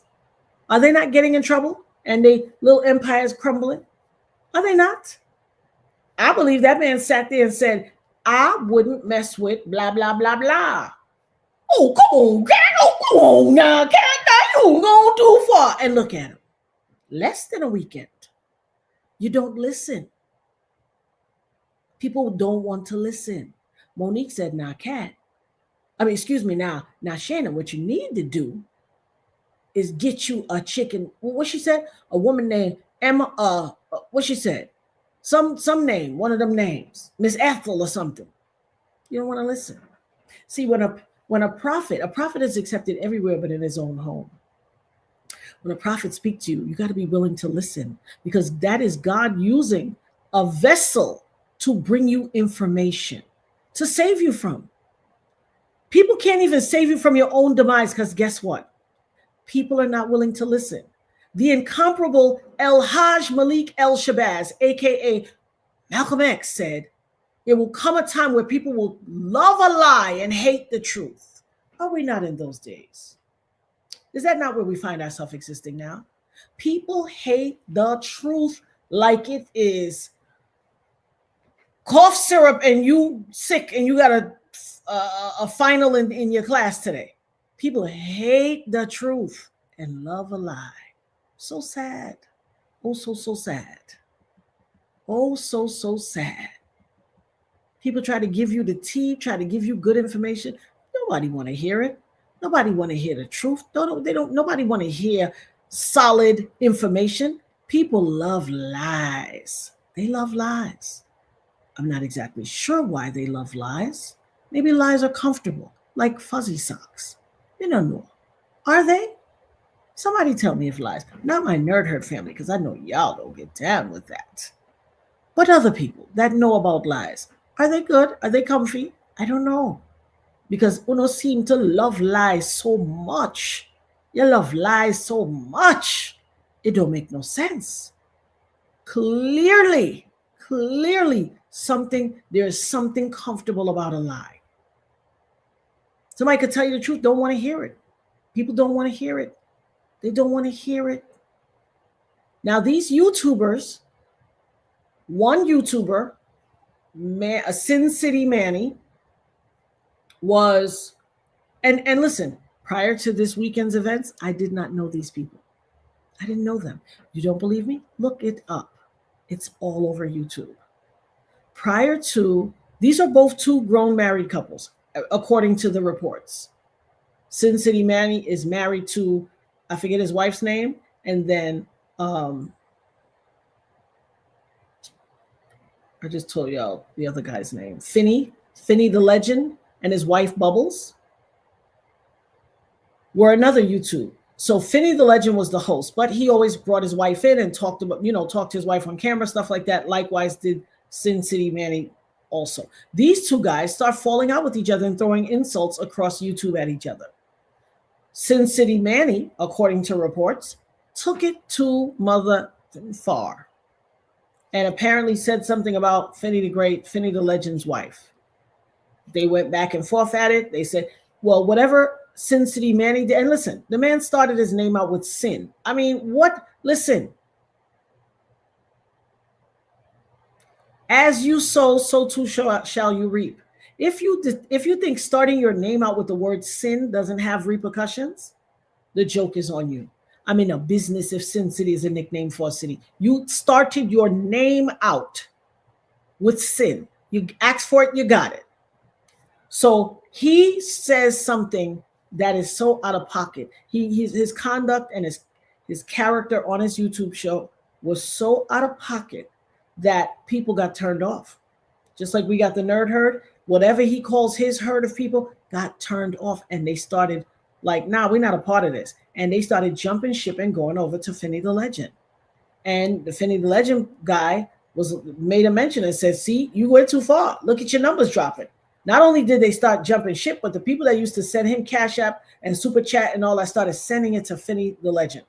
And was like, nah, we're not messing with him no more. He out of pocket. That went too far. He's inappropriate. You don't bring family into it, this, that, the other. And so Finney the Legend's numbers started growing rapidly, and Manny's things started going so bad, his page ended up getting taken down. And I could see why, because he made a post before he annihilated them, before he assassinated them. He was driving around Vegas. Oh, I heard my biggest fan is in Vegas. And he looks in the camera and says, I'm dying to meet you. And I'm going to do this, and I'm going to do that, and I'm going to do this. And he does all this craziness. He says I watched the video. He says all of this craziness on the camera and posts that on social media. He's driving all around from hotel to hotel looking for them. Now, Finney the Legend and his wife, his wife wanted to go to Vegas. He takes her to Vegas. They're out actually on live stream in front of the Bellagio Hotel. They're live streaming. I won't say he set himself up, because you got the right to be free to travel anywhere in the world you want to go. You got the right to go where you want to go. This ain't about the victim, and we don't victim blame over here. This is about a man who started his name with sin and decided to go and be a savage and kill somebody over YouTube. Craziness. This is absolute foolishness. These are adults. I don't care what somebody say to you. Guess what? If somebody has the right to, if you got the right to say something to somebody, they got the right to say what they want to. You don't get to abuse me and attack me and decide how I respond. If you slap me, don't be waiting for me to shake your hand. If you slap me, I'm a mollywop you. And I don't care if people think it went too far. Don't put your hands on me. People could say what they want. The governing doctrine of the United States of America is called the United States Constitution. And in that Constitution, there is a preamble, and it is called the Bill of Rights. The first of which is free speech. Freedom of speech and religion. You don't got the right to do nothing to nobody based on what they say. You don't like it, I feel your business. Because guess what? You don't own YouTube followers, members, and subscribers. You don't own them. The minute I do something that y'all don't, what do I always say? You don't have to agree with me. This is not a love fest. Don't I always say it? And do I not always talk about these people that's out here in YouTube? Soon as somebody come on their channel and say, oh, I don't like what you said. Oh, I don't agree. It's this. Oh, get off my page. Block them. Stupidness. You don't own YouTube. You don't own humans. But it's this entitlement and this sense of ownership that people like to have over other people is why we're going through what we're going through right now.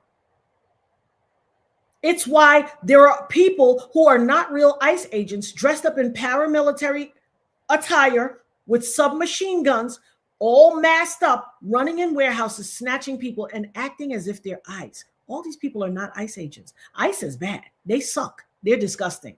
But everybody out here is not ICE agents. Some of them are friggin' January 6th insurgents, Proud Boys and all of that. Strapped up in all the, they think they're playing adult Mortal Kombat and you know, whatever these games are that they play. They think they're playing all these games from TV off their game systems. Everybody out there is not ICE. They're snatching people off the street. What people got to do is you put your hands on me and you don't properly identify yourself. Knuck if you buck. Run up and get done up. You don't get to do that to people. You could say what you want now. You could talk and say what you want because the governing doctrine of this country is freedom of speech. But you have the right to self-preserve. Self-preservation is the law of the land. You have the right to defend yourself. In that preamble is also the right to bear arms. That's the Second Amendment. I'm not telling anybody to go out and cause harm to people. Absolutely not. Who wants to live with that on their conscience? Why would you want that in your spirit?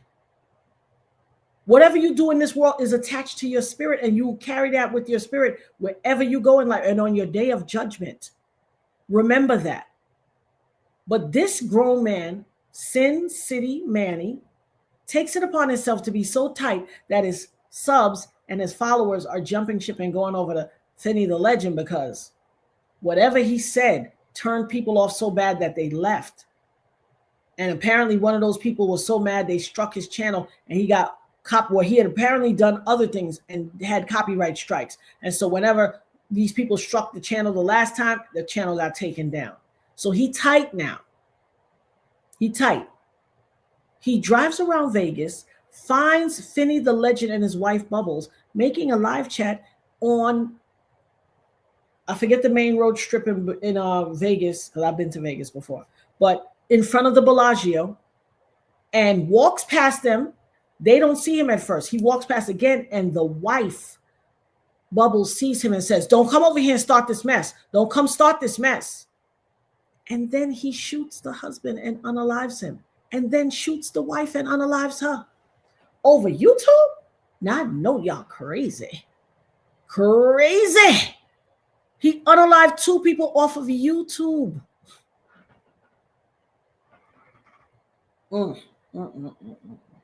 Now this is a crying shame. This is unheard of. A crying shame. Why? Why, sir? Is YouTube the only source of income you could find in this world?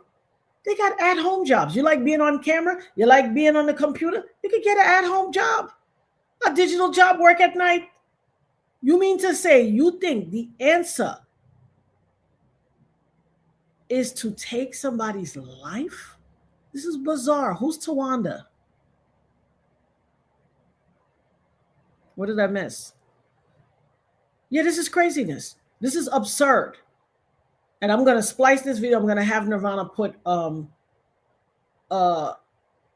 make another thumbnail, and I'm going to put this up as a separate video.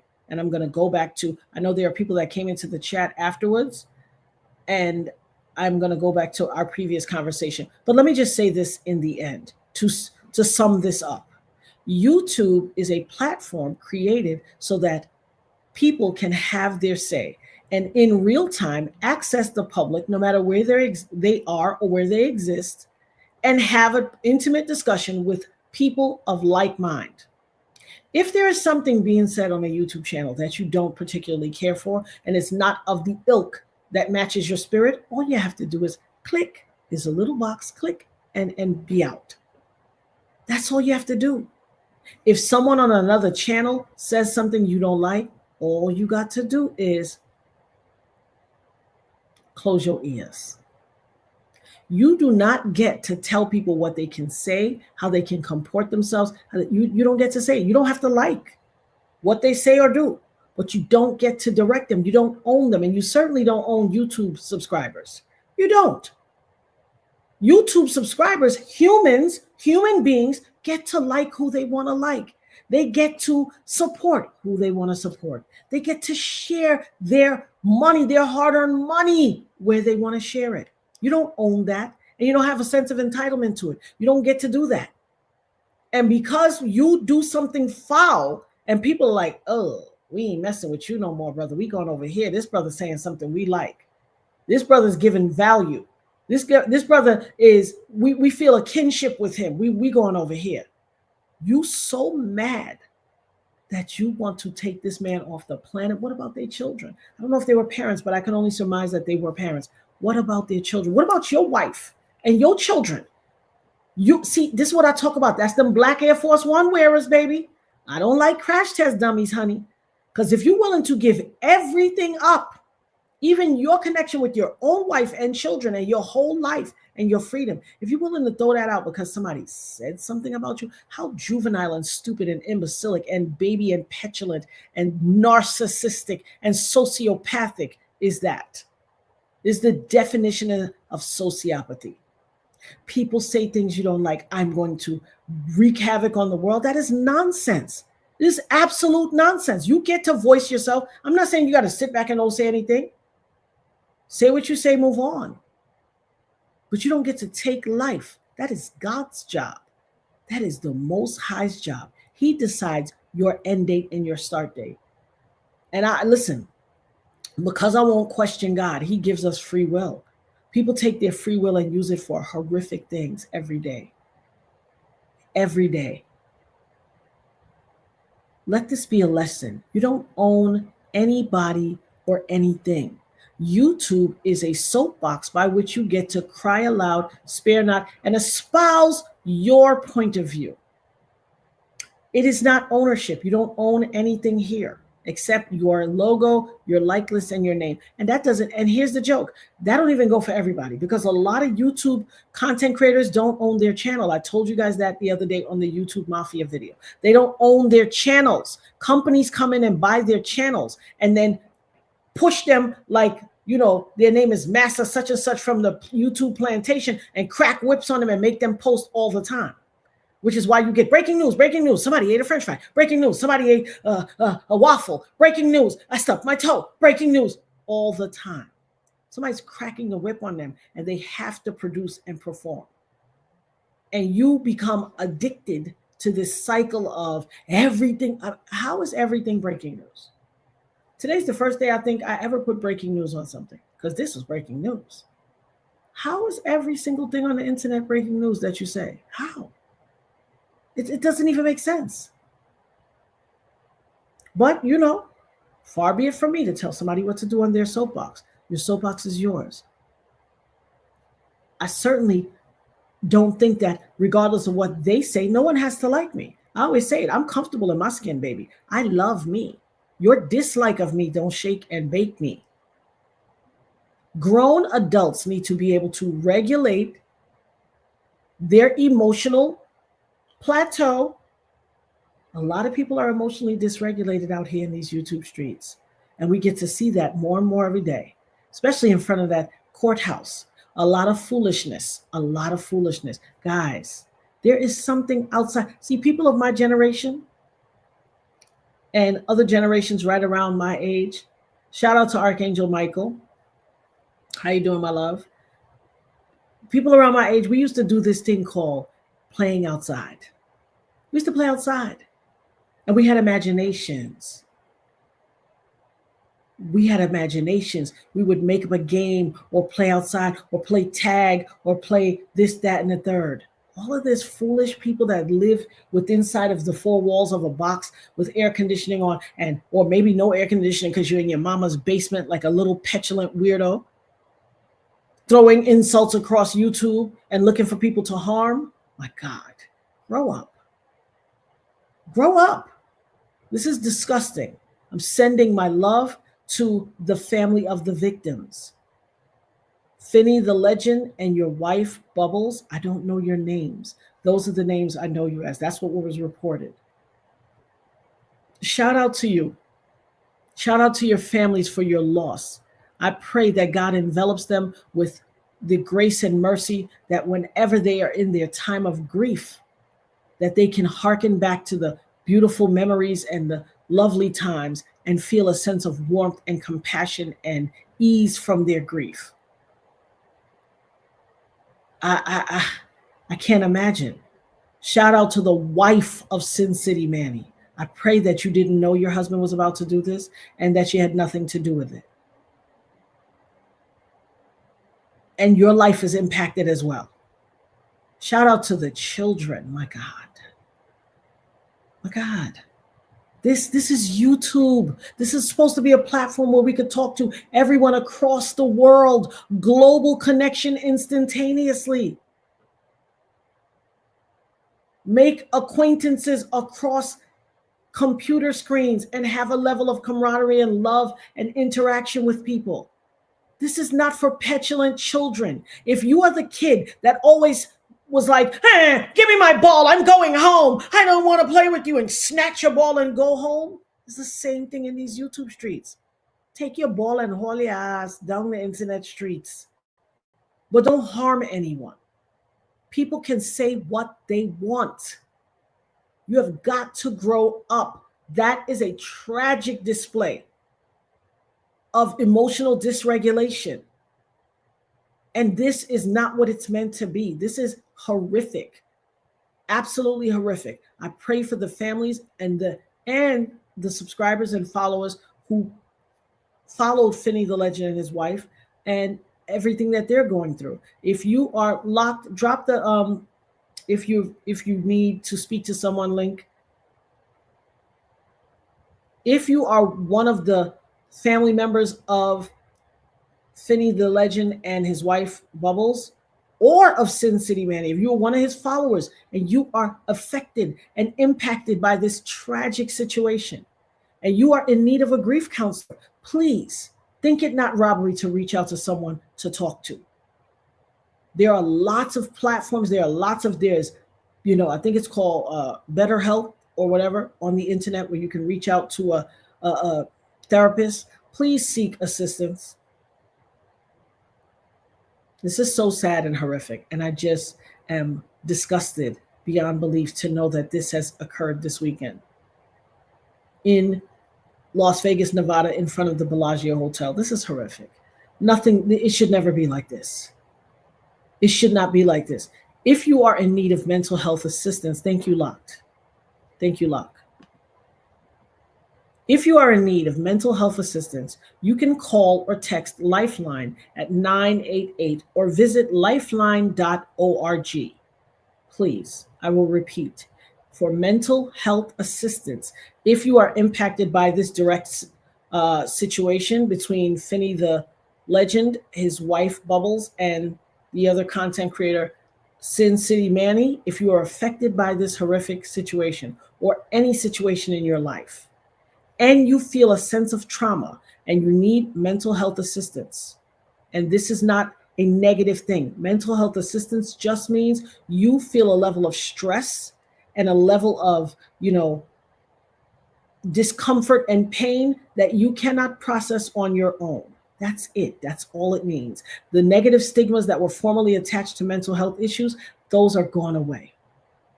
Let go of the stigma. For mental health assistance, if you are having problem processing your grief and your emotions in regard to this situation that we're talking about, or any situation, please pick up your phone and text the word Lifeline in all caps, LIFELINE,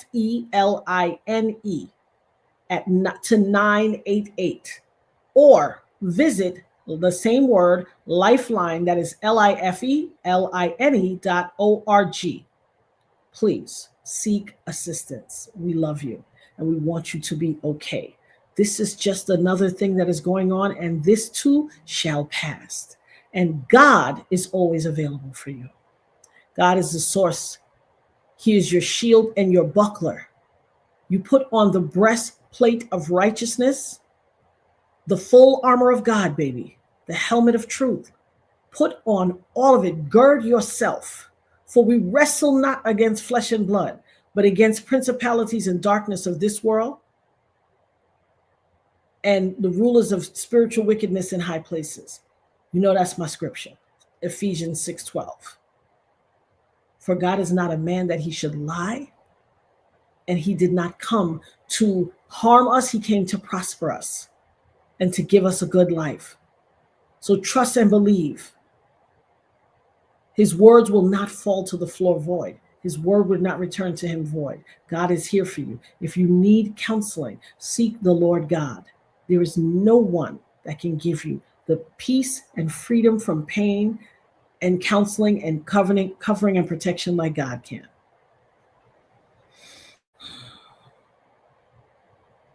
I'm so sorry that happened.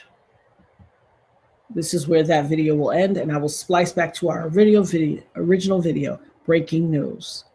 A music industry insider has confirmed that Puffy shot me.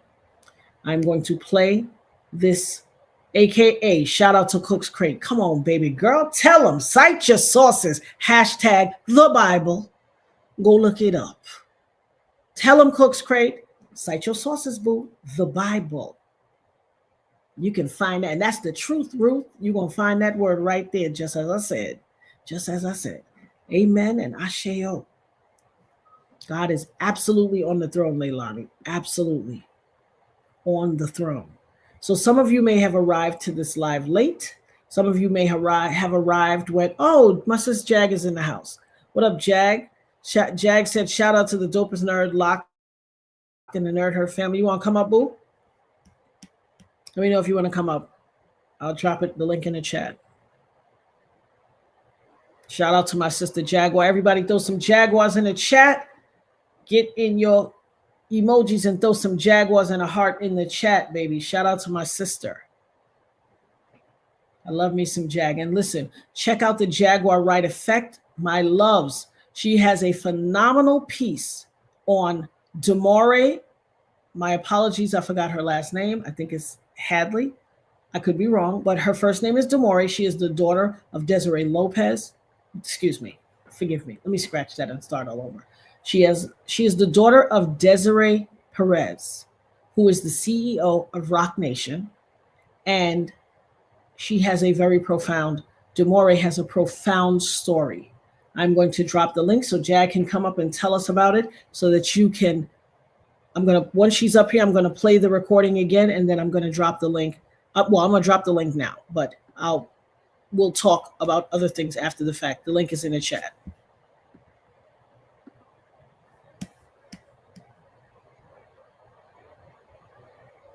One moment, guys. The link is in the chat for Jag. I will play the recording while Jag is coming up. I'm going to play the recording again for you of the young lady, the music industry insider, confirming that Puffy shot me, and that not only did she know, but that they all knew.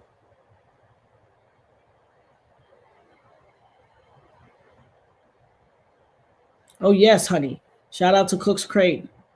She gets a gold star. Yes, boo. Oh, look, I'm clicking on the wrong thing. You get a gold star, Cook's Crate. Shout out to Shushu with the Jaguars in the chat. You got the link, Jag?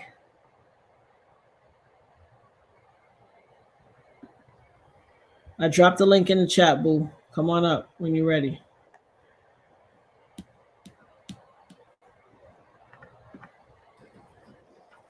Shout out to my sister. How you doing, my love? Oh, overwhelmed. But good.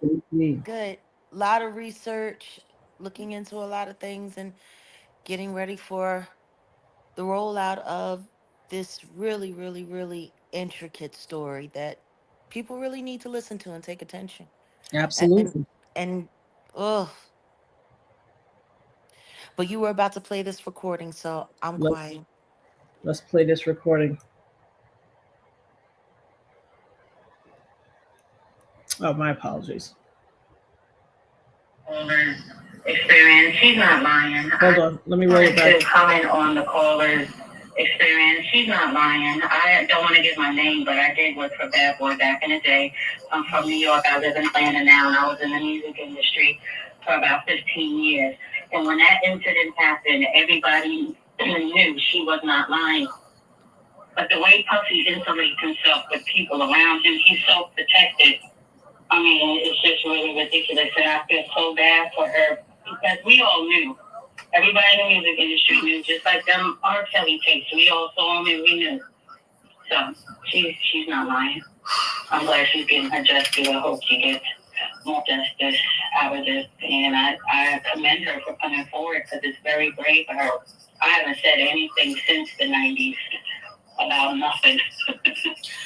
But First and foremost, thank you so much, sis. I appreciate you and I appreciate your candor in coming forward and speaking because I've felt for many years like an army of one.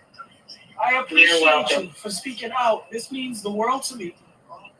I was scared to call, but I was like, you know what? Forget it. She's up there by herself. I can be anonymous over the phone. That people will hear my voice and they'll know it's me. But yeah, she ain't lying.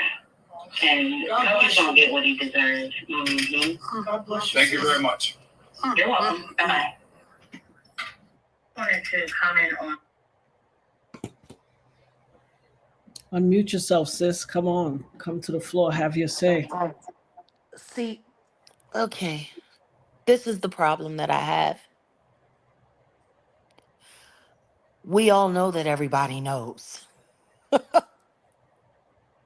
Um, and just that phrase, he was so protected. So were you. That's right. I especially going through Demore's lawsuit and looking through all of the evidence, it makes me sick. The perpetrators, Mm-hmm. it breaks my heart for the survivors and the people that have been affected. But the people who I really have the biggest problem with are the people who stand by Mm-hmm. and choose in their mind that these human beings deserve more reverence than God. Right. Because the reason why they don't speak up is because they're afraid of what's going to happen to them because they've seen what's going to happen to someone else. The one thing that I was thinking about when it came to Demore's situation, Mm-hmm. this girl literally, she did nothing more than say, I don't want to live your life. I just want to live my life. Yeah. You had walked away from the industry and That's right. all worldly things because you had put yourself on a path to Mm-hmm. live for God. You just go spend time with some friends. Mm-hmm. So, do you remember when I told you about that so called documentary that's supposed to be being released Yes. regarding one of the men? Now, I have not discussed this publicly with anyone. Yeah. This is a private conversation Jag and I have had. So you got the floor, sis. Um, at this point in time, I really need to get further into that because for this young woman to come forward and to say everyone knew and to say I was an employee and I knew, Mm-hmm. everyone knew she wasn't lying, for this man to come after all of these years Mm-hmm. now to want to sit down and do some hit piece, Tell them and what you're he was talking one of about. the victims. But tell them what you're talking about because people don't know what you're talking about. So let them know what you're talking about. While I was in New York, I came upon some information that came to me. Natanya's name had came up, and I had made it very clear that I was going to be sitting down with my sister and having this conversation about everything that happened and everything that should have happened that didn't happen, everything that needs to happen from here. And I was told that I shouldn't do that because there was a documentary that had just been filmed from someone who was there that is now impeaching everything that Natanya said. And from where he was, and he was standing right next to Puffy, there's no way it could have happened because there was never a gun in Puffy's hand.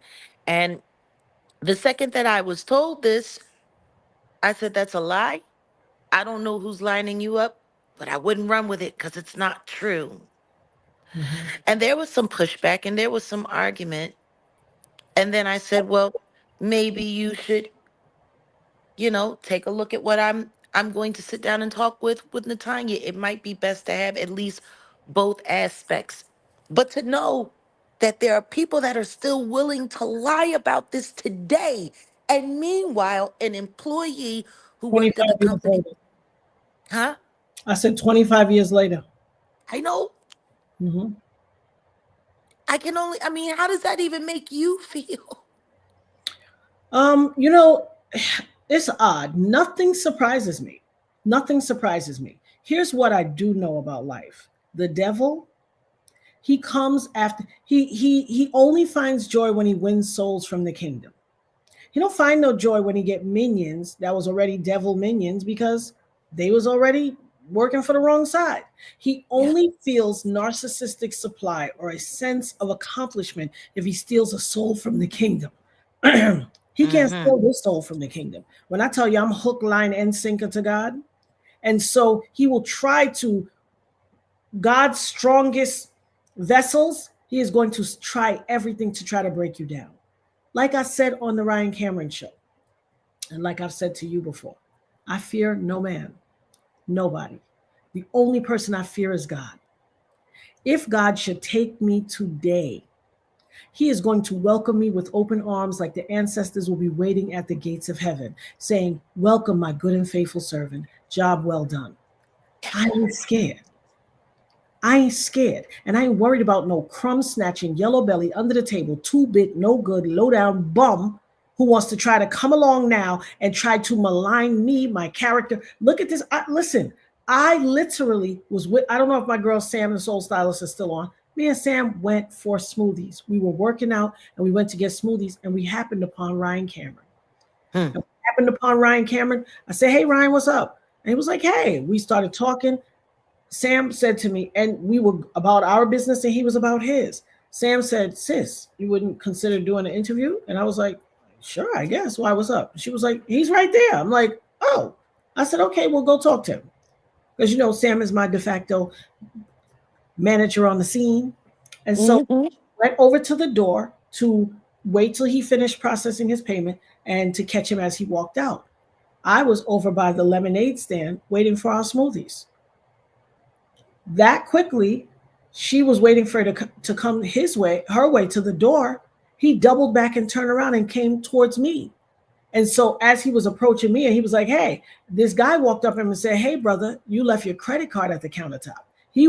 And I didn't even hear him say it. He was talking to the guy. He was like, oh, man, that's what I'm talking about. Thank you. Good looking out. Because God told me to come over here and speak to her. Sam heard him say that. He left his credit card at the counter because God told him, come talk to me. So it cut Sam off at the pass. He didn't even get to Sam. He came over to me and I was like, hey, Ryan, you want to talk? He was like, yeah, you want to talk? And I was like, you want to do an interview? I said, I'm Natanya Rubin. He said, I know, I follow you. And I was like, oh, okay. And he was like, yeah, absolutely. And next thing you know, I was on the show on Monday. God has ordained everything. That day, me and Sam went somewhere different to work out, not our regular place. And that's why we ended up at that salad smoothie shop. There are no accidents. No accidents, baby. Coincidences are only co-occurring incidences that are happening simultaneously. That's it. Natanya, I was literally on the phone with you when we got in touch with Demore. Yeah. Literally on the phone with you. And I was just talking to you about the gravitas and about how weird this case was. And I was telling you, actually, I had just told you about the AI breakdown video that I did, and you pulled it up, and then boom. And I had prayed about it just a day or so before. This is what they don't understand about people like you and I. They know that we know the deck is stacked. They know that we know that they're all lying about it. Yep. They know that it's all going to fall, but they will hold because of their pride. And just like you have your scripture, the one that my father put on me that will never leave me, he told me when I was a young woman, just starting out in the business, doing really well. He said, sweetheart, that business that you're in, he said, you're going to need this scripture.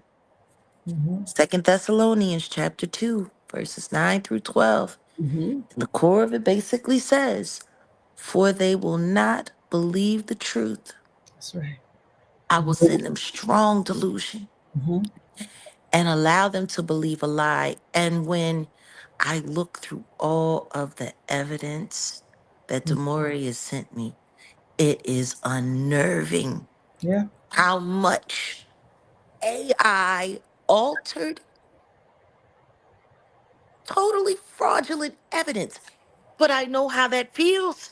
Mm-hmm. I'll never forget when I was put in the hospital, when they said that I was crazy and having a breakdown and I was losing my mind and I was making things up about celebrities. That's what they said.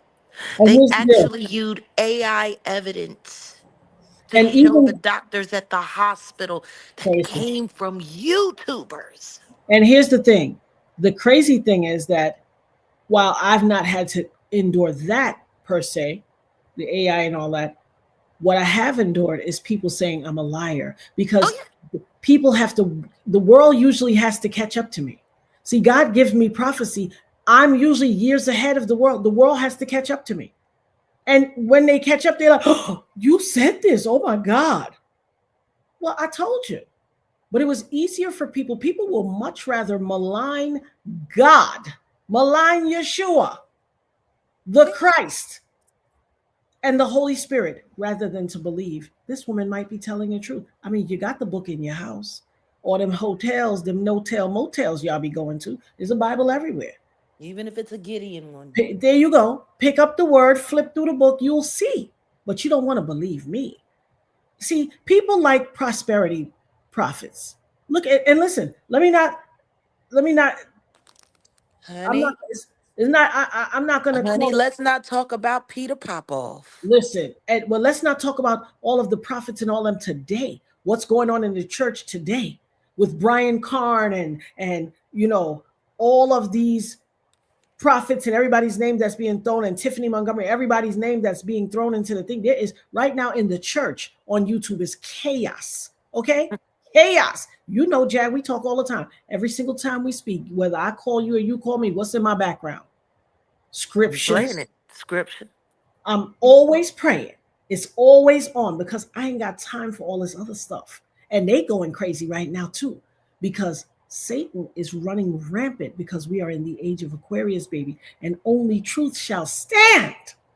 That's And it. it's tearing liars up. They're stopping at nothing. They hate it. Sweetheart, the simple fact that people are still calling Jamal Bryant a heterosexual minister is really starting to confuse me. Oh Lord, listen, when I tell That you, man, did you see him sitting there with Cam? No. he did an interview with Cam. Yeah, recently. I didn't see it. And Cam was wearing short pants. And then the next thing you know, out of nowhere, the so-called pastor says, ooh, you got some pretty Are legs. you serious? Please stop playing Yes, with me. yes, Please yes, stop playing with me. What? yes, Shout out to Leilani for becoming a new member. yes. Welcome to the nerd herd. Welcome to the nerd, He herd, my said, love. you got some pretty legs. You telling And them then he starts sitting there talking about what you using. Shea butter, Jergens, they look so smooth. Oh, yeah. Oh, yeah. Are you kidding me? No. Nah, I got And Cam sitting there blushing, and he had his legs crossed, and then he uncrossed them, and then they changed the camera to shoot right at his crotch. I what? Yeah, it's crazy out here in these streets.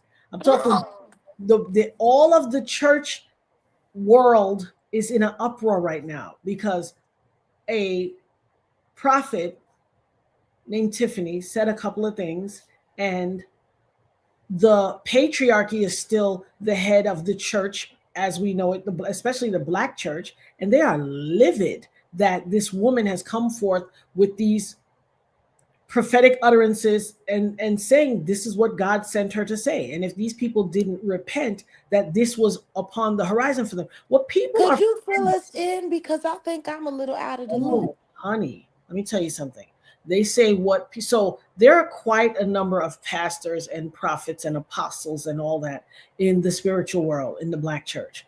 And everybody, like on regular YouTube, is jockeying for power. Now, I won't say everybody. There are some people that I truly believe are truly anointed. I don't agree with everything they say. Just like I always tell people, this is not a love fest. You ain't got to agree with everything I say. Yeah. I think that while some people's prophetic utterances are truly prophetic utterances, I will say that the manner in which they deliver them could use a little tweaking. Now, here's what the caveat I will say to that. God doesn't call the qualified, he qualifies the called. And so oftentimes he may call someone and give them a prophetic anointing, and they might be also neurodivergent. They may land somewhere on the spectrum. Here's what I know about people on the spectrum. People on the spectrum are typically extremely blunt. They mean no harm. Their brain is wired that way. I always say it's my tism. You hear me say all the time, I got a tism. I've never been diagnosed, but I know I'm somewhere on the spectrum. Now, my people laugh and like, no, you ain't.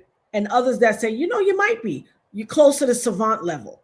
But people fall all types of places on that spectrum. And I don't feel ashamed of it. I feel valued by it. I feel like, oh, this makes total sense. And I've had times in my life where I've been extremely blunt. I've had to learn how to mask. And masking calls us to look for social emotional cues and do that. And so, Girl, so blunt. I guess I'm spectrum cable too. I don't Listen, know, honey.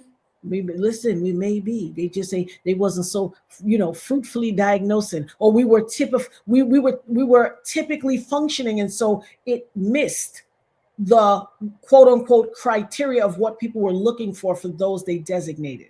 Can I be I'm not honest with ashamed. you? I think Absolutely. it's been around for years. Oh, I absolutely. think they've known it was genius for years. And I think they've been trying to find a way to To successfully, squelch it. Yep.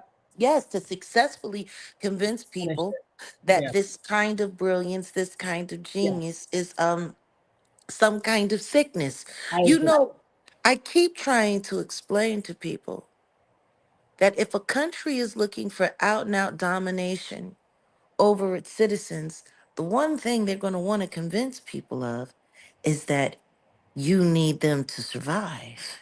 Yep.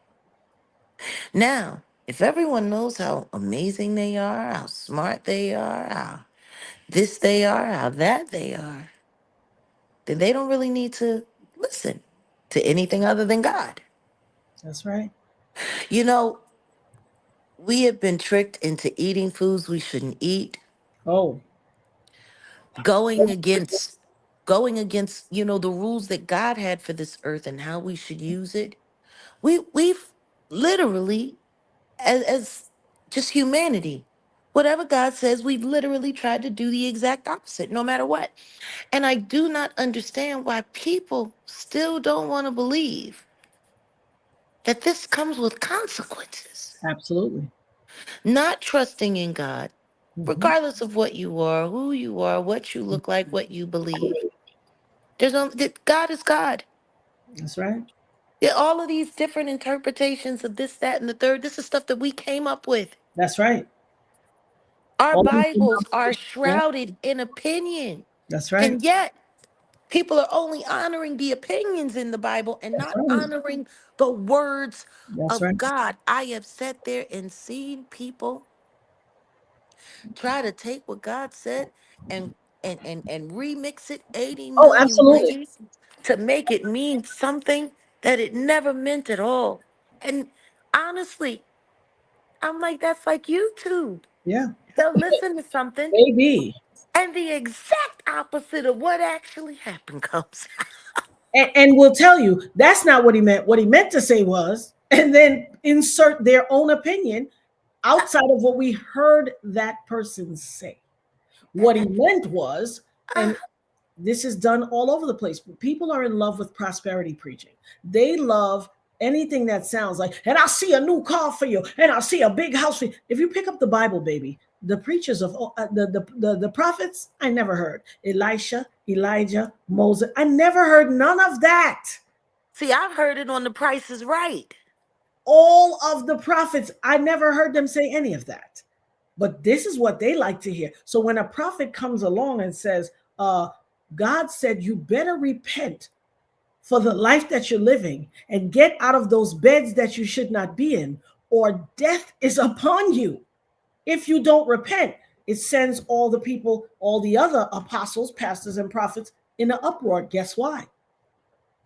Like I said on Ryan Cameron's show, and I say on the Nerd Herd all the time, people have a problem criticizing that which they are actively engaged in.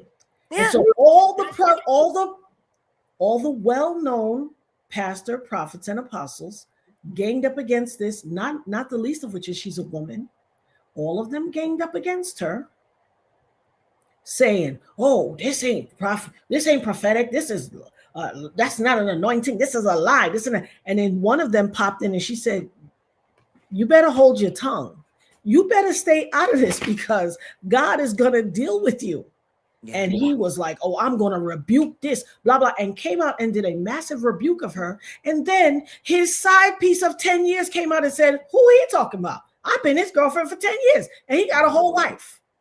And rebuked him. She warned him. She warned him. God said, "Don't enter this conversation. This is not about you. This is about the rebuke of this man over here. And he needs to listen to what God has sent me to say." She even prefaced it by saying, "God, why did you choose me to say, you know, I don't like this gentleman?" Now, she is like they say, she's a pup in the kingdom. She's a spiritual infant because there is a kingdom journey and a walk. But just because you're a spiritual infant don't mean that you can't be used by God, because the very Bible says out of the mouths of babes. He didn't qualify if the babes were spiritual babes or actual literal children. So people forget those. They get so high and mighty in their anointing and their word and their position, and they start to leak off into idolatry. That's why I always tell people, you don't got to agree with me for everything. Oh, absolutely not.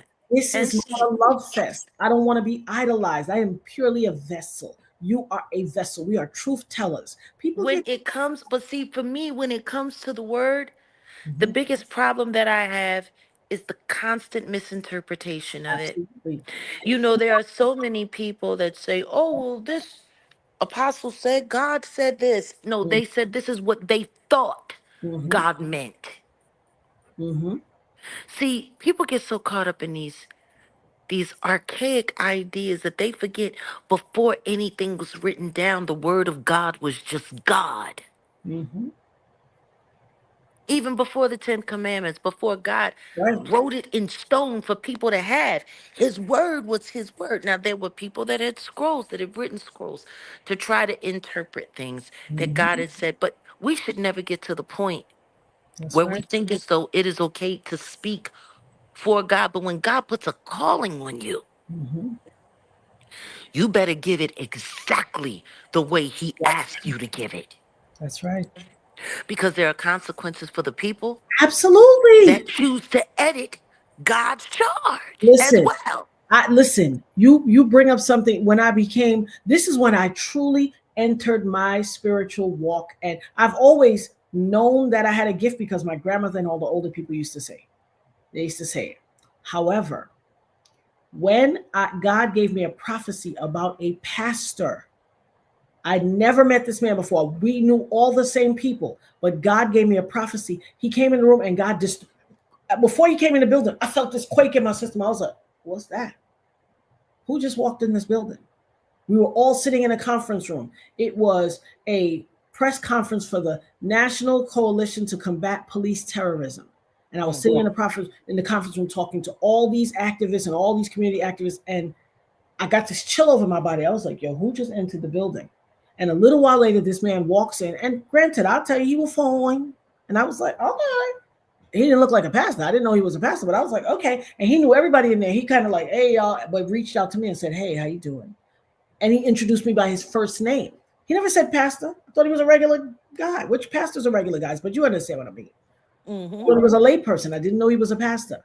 As soon as he touched my hand, I felt his entire world. God said, I need you to prophesy to him. And I was like, huh? So the whole time that this press conference is going on, it started right after that.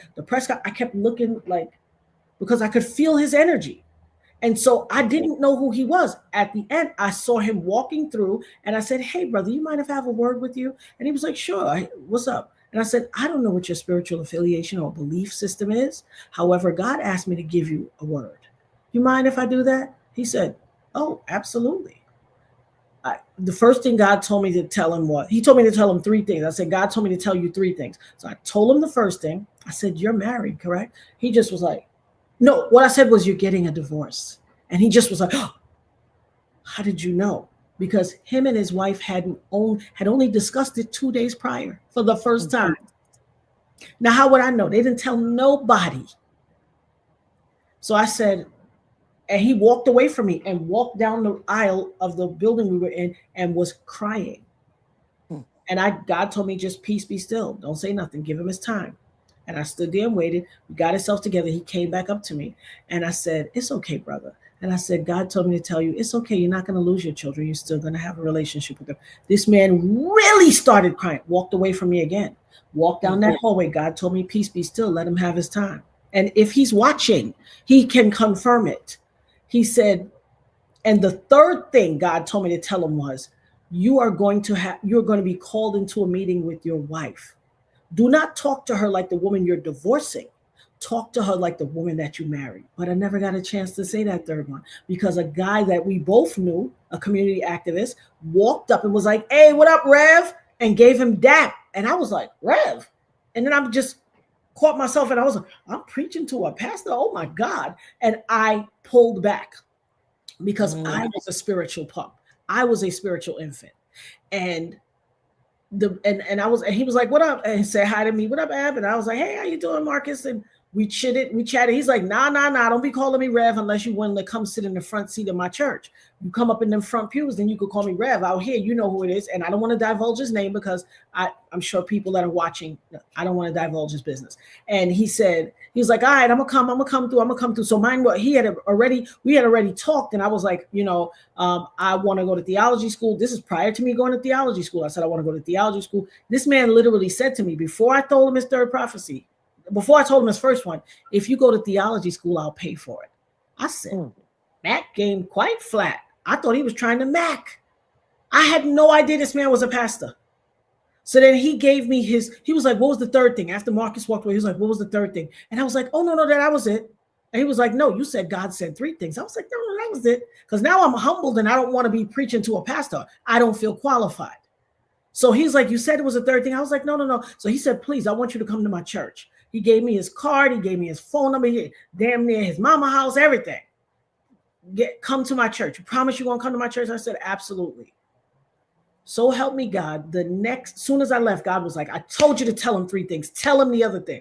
But I didn't want to call. You understand? I was a spiritual infant. And I was just like, I don't want to call. So then for 2 days, God rode my back. And finally, I texted him on that second day in the afternoon. I said, hey, if you got a moment, hit me up. There was a third thing. He instantly called me. And he was like, what's up? And I was like, there was a third thing. God told me to tell you you're going to be called into a meeting with your wife unexpectedly. Don't talk to her like the woman you're divorcing. Talk to her like the woman that you fell in love with. He screamed at me and said, get out your own way. When God uses you, you're a vessel. Mind your business and get out the way. And he was screaming at me on the phone. I was like, and I was kind of like, why is he screaming at me? I thought he was a pastor. He was like, so I said, okay, I'm sorry. Like, why are you yelling at me? He said, yesterday, the day before I had texted him, he got called into a mediation with his wife because as soon as they discussed the divorce, they started getting into it. They had to go to mediation. He walked into mediation. She said something. It ticked him off. They got into a big argument, massive argument, and the people called the police. He said, had it not been for the fact that because he's a community activist, the first cop on the scene is a cop that knew him from his church and as a community activist. And he was like, yo, go down the back steps because the sergeant is on the way. And if you make it up here, I got to arrest you. And he took off and went down the back steps. Wow. He said, if you would have told me this, I would have been prepared. Get out your own way. You are God's vessel.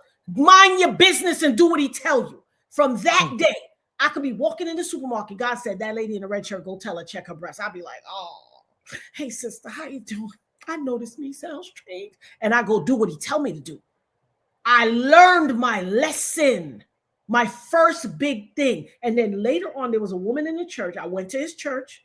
Soon as I walked in the church, I heard him and I was late for church. And I was like, oh my God. So he had already yelled at me. I was late for church. Soon as I walked in the church, I dipped into this first seat. As soon as I got in it, he looked up and saw me and started crying at the pulpit. So the whole church turns around to see who he's looking at. And I'm like trying to sleep down in this chair. Afterwards, he made me talk to one of the deacons and me and her became very tight.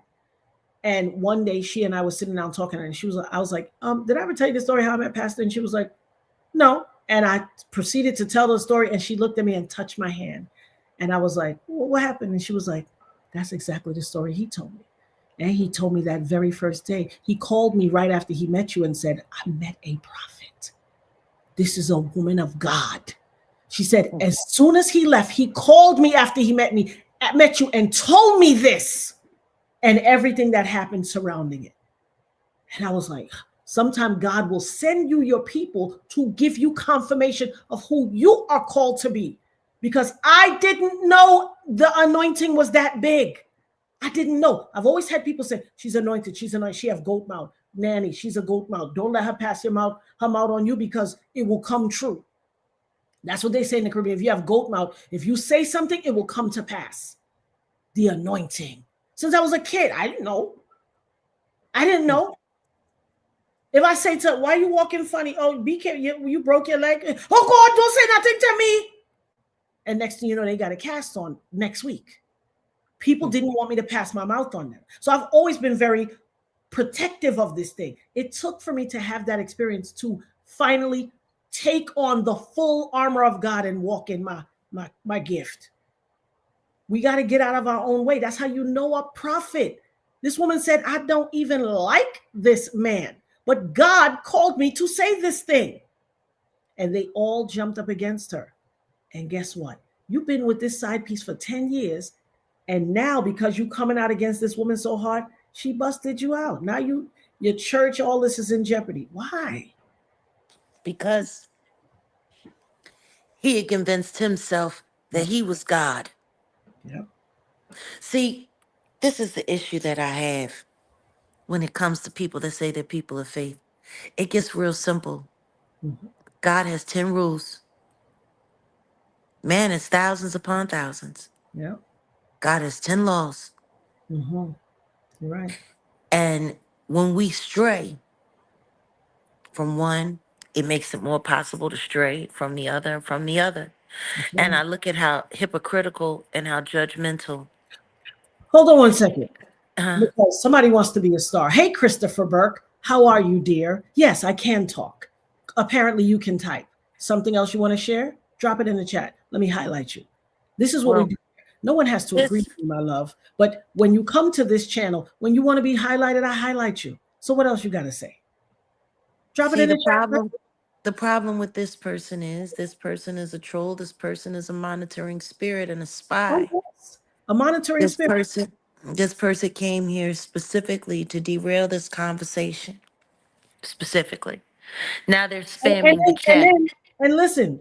Because every time you see them do this, and it's the same comment over and over again, they're doing this so that they can slow down engagement to keep people. But here's the chat. Here's the joke. He said, my God, you can talk. So you're going to use the Lord's name in vain to try to blaspheme? Why? You have nuts of steel. Well, I mean, personally, I think they just don't have a brain. Because when you play around with God, mm-hmm. He lets you have you, and then he just lets the devil play around with you. Mm-hmm. The value that I've learned in obeying what God has to say. I've kept things to myself, Yep.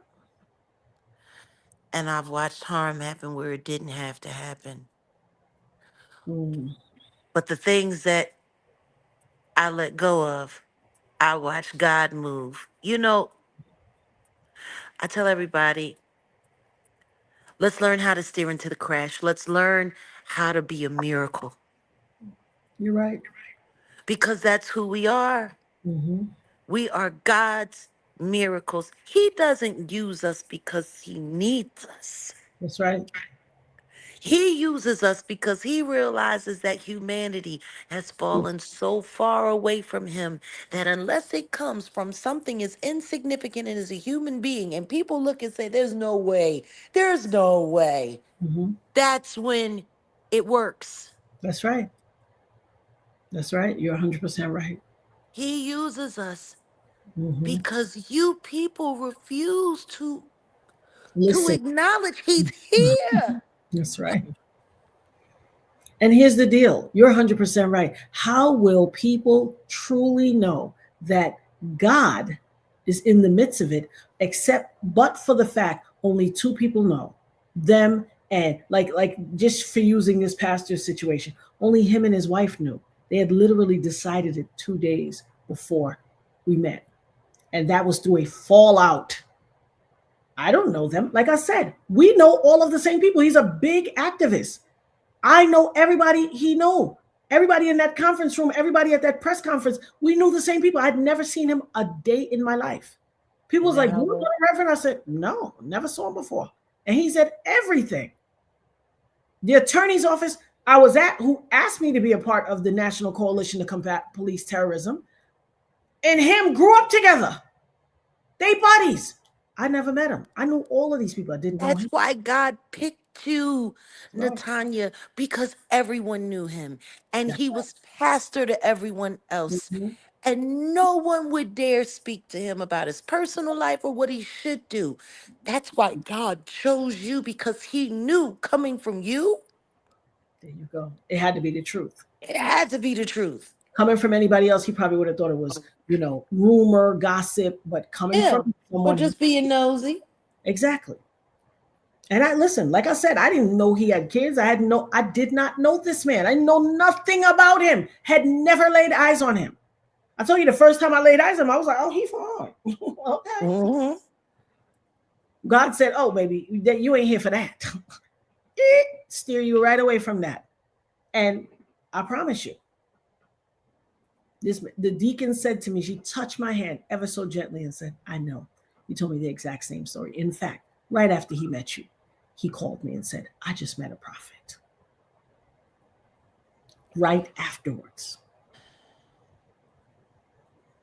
People don't understand there's a burden that comes along with this. Yep. Indeed it is. And the burden is not allowing lack of patience with people to trigger your ego. Mm-hmm. You know, when you know, Mm-hmm. you have to be careful, because the people that don't believe you, that's genuine too. Mm-hmm. Absolutely. And having to learn to not take that personal, Mm-hmm. having to learn to say, okay, I got to see past your ignorance Mm-hmm. and just stand in the gap for the truth. Yeah. You have been called, the funny thing is you were talking earlier saying that you haven't been through the whole AI evidence and stuff like that. But when this thing happened to you, that was before social media. Listen, it wasn't even That no. was before camera phone. And listen, and I was viral before there was a thing called viral. The media Exactly. was dragging me up and down the media streets. I had all kind of paper rash and burn. Newspapers had to wait 3 weeks for the newspaper to come out. The magazine to come out so they could bash me. Trust Isn't that funny? me, Isn't that crazy, funny though? How the crazy. press is available. They go from not knowing who you are, asking for how do you spell your name, and then they can't stop lying about you. Baby. It's the things that, and I think to myself when I see all of this stuff, you know, this whole this Demore story for me, it hits on different levels because I've experienced the exact same things. And when you hear the conversation that we had with God and that, her and I had about God Can't wait. in this interview, it's really going to blow people away. I But I'm started sitting watching, there but looking at this smart young woman. I'm old enough to be her mom. She's 2 years younger than my oldest son would have been. He would have been 32 this year. God rest Giovanni's soul. wow. And may he live and fly free. But I'm sitting there thinking to myself, I know who I am and I know how strong I've had to be, you know. But these were kids. Yeah. These were young people. And when you come to hear all of the facts, Mm-hmm. they've been going through this longer than they even knew they were going through it. Mm-hmm. And that's how you know God's involved. Indeed. That's how you know he's steering the course. And I just want everybody to know, Mm-hmm. when you listen to this recording, if you should come back and replay and rewind and listen to this recording, I want you to listen to that woman. And I want you to listen to the sorrow in her voice. I noticed that too. There was a sadness I in know. everything that she said. She said, everybody knew. We all knew he got. And Mhm. she's been living with that sadness for 25 years. Imagine how free she feels. Imagine how she got free yesterday. Imagine she probably could hear the birds chirping and all that now. Imagine how free she got having to, Carrying that stuff. because it gets in you. It takes over you. It But really, really does. the sad part is she did it all to protect her job. Yeah. See, and that's where this stuff gets really nasty. And that's why people need to stop playing around and trying to undermine the validity of a RICO. Mm-hmm. See, the thing that people need to understand is all of these so-called powerful, you know, CEOs and Mm-hmm. business owners and all of that, these people are multimillionaires, or at least that's what it says on paper. Yeah. Did I tell you $2 million was spent on one of those phony cases that she put on her daughter's husband? 2 million. Golly. Like mm. 2 million. And I want you guys to go and watch this interview that Jag and Demore does. You have got to watch it. I started watching it today, and then all this other stuff came in, and I had to stop and put Oh, it. well, honey, the first full episode is going to be coming out, part one. It's so much we had to break it up in parts. It's just everyone's going to need some time. And I'm so glad that you've agreed to come and sit down with Absolutely. me for the pods and over on Patreon so Absolutely. we can talk about this, because people, they hear these stories and they think it's just some freaking nature thing that happened here or that happened there. It's not. Hmm. These are things that are repetitively happening over and over again to people. That's right. They it, the age difference between Demore, me, Natanya, and yet being persecuted by a corporation, Mm-hmm. Baby. And being persecuted. people be persecuted by a boss with a chip on their shoulder or somebody in their family. Imagine an entire corporation against your back. Baby, you gotta have strength beyond strength for that. Oh, absolutely. But see, when you know that God is in control, Hey, Asheo. you don't think about that. That's right.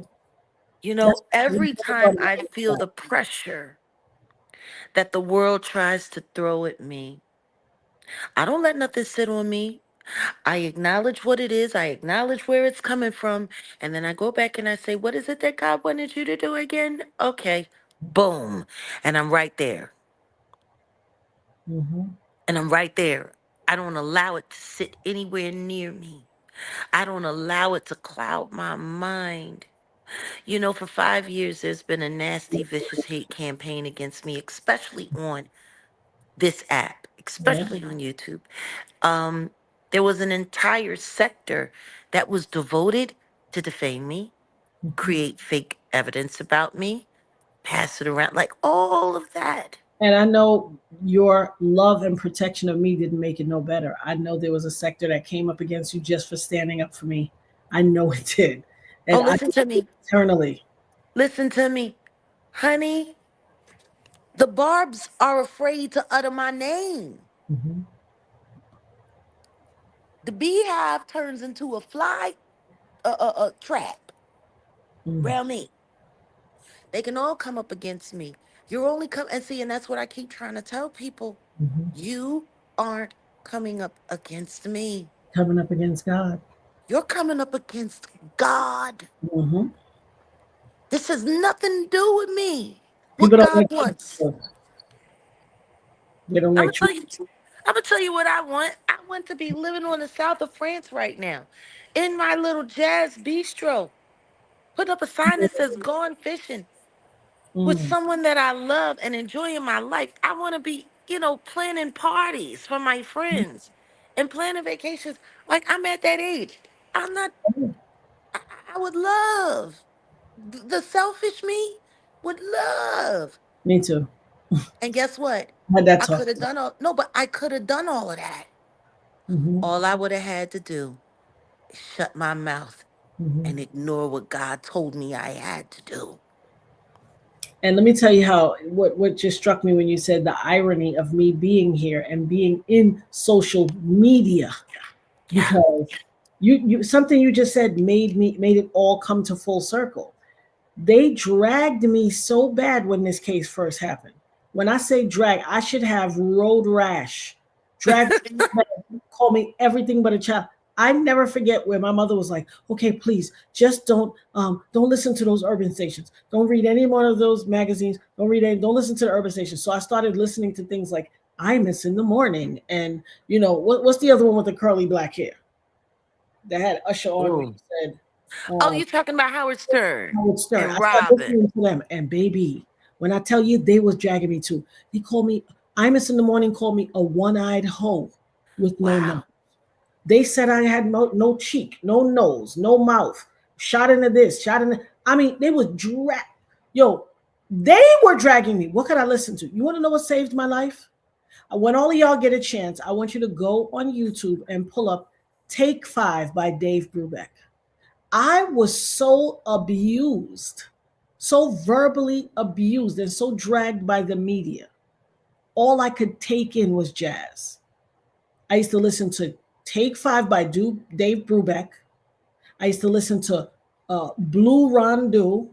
I used to listen to Miles Davis, Yeah. Art Blakely. I could only listen to instrumental jazz because I didn't want to hear no more words.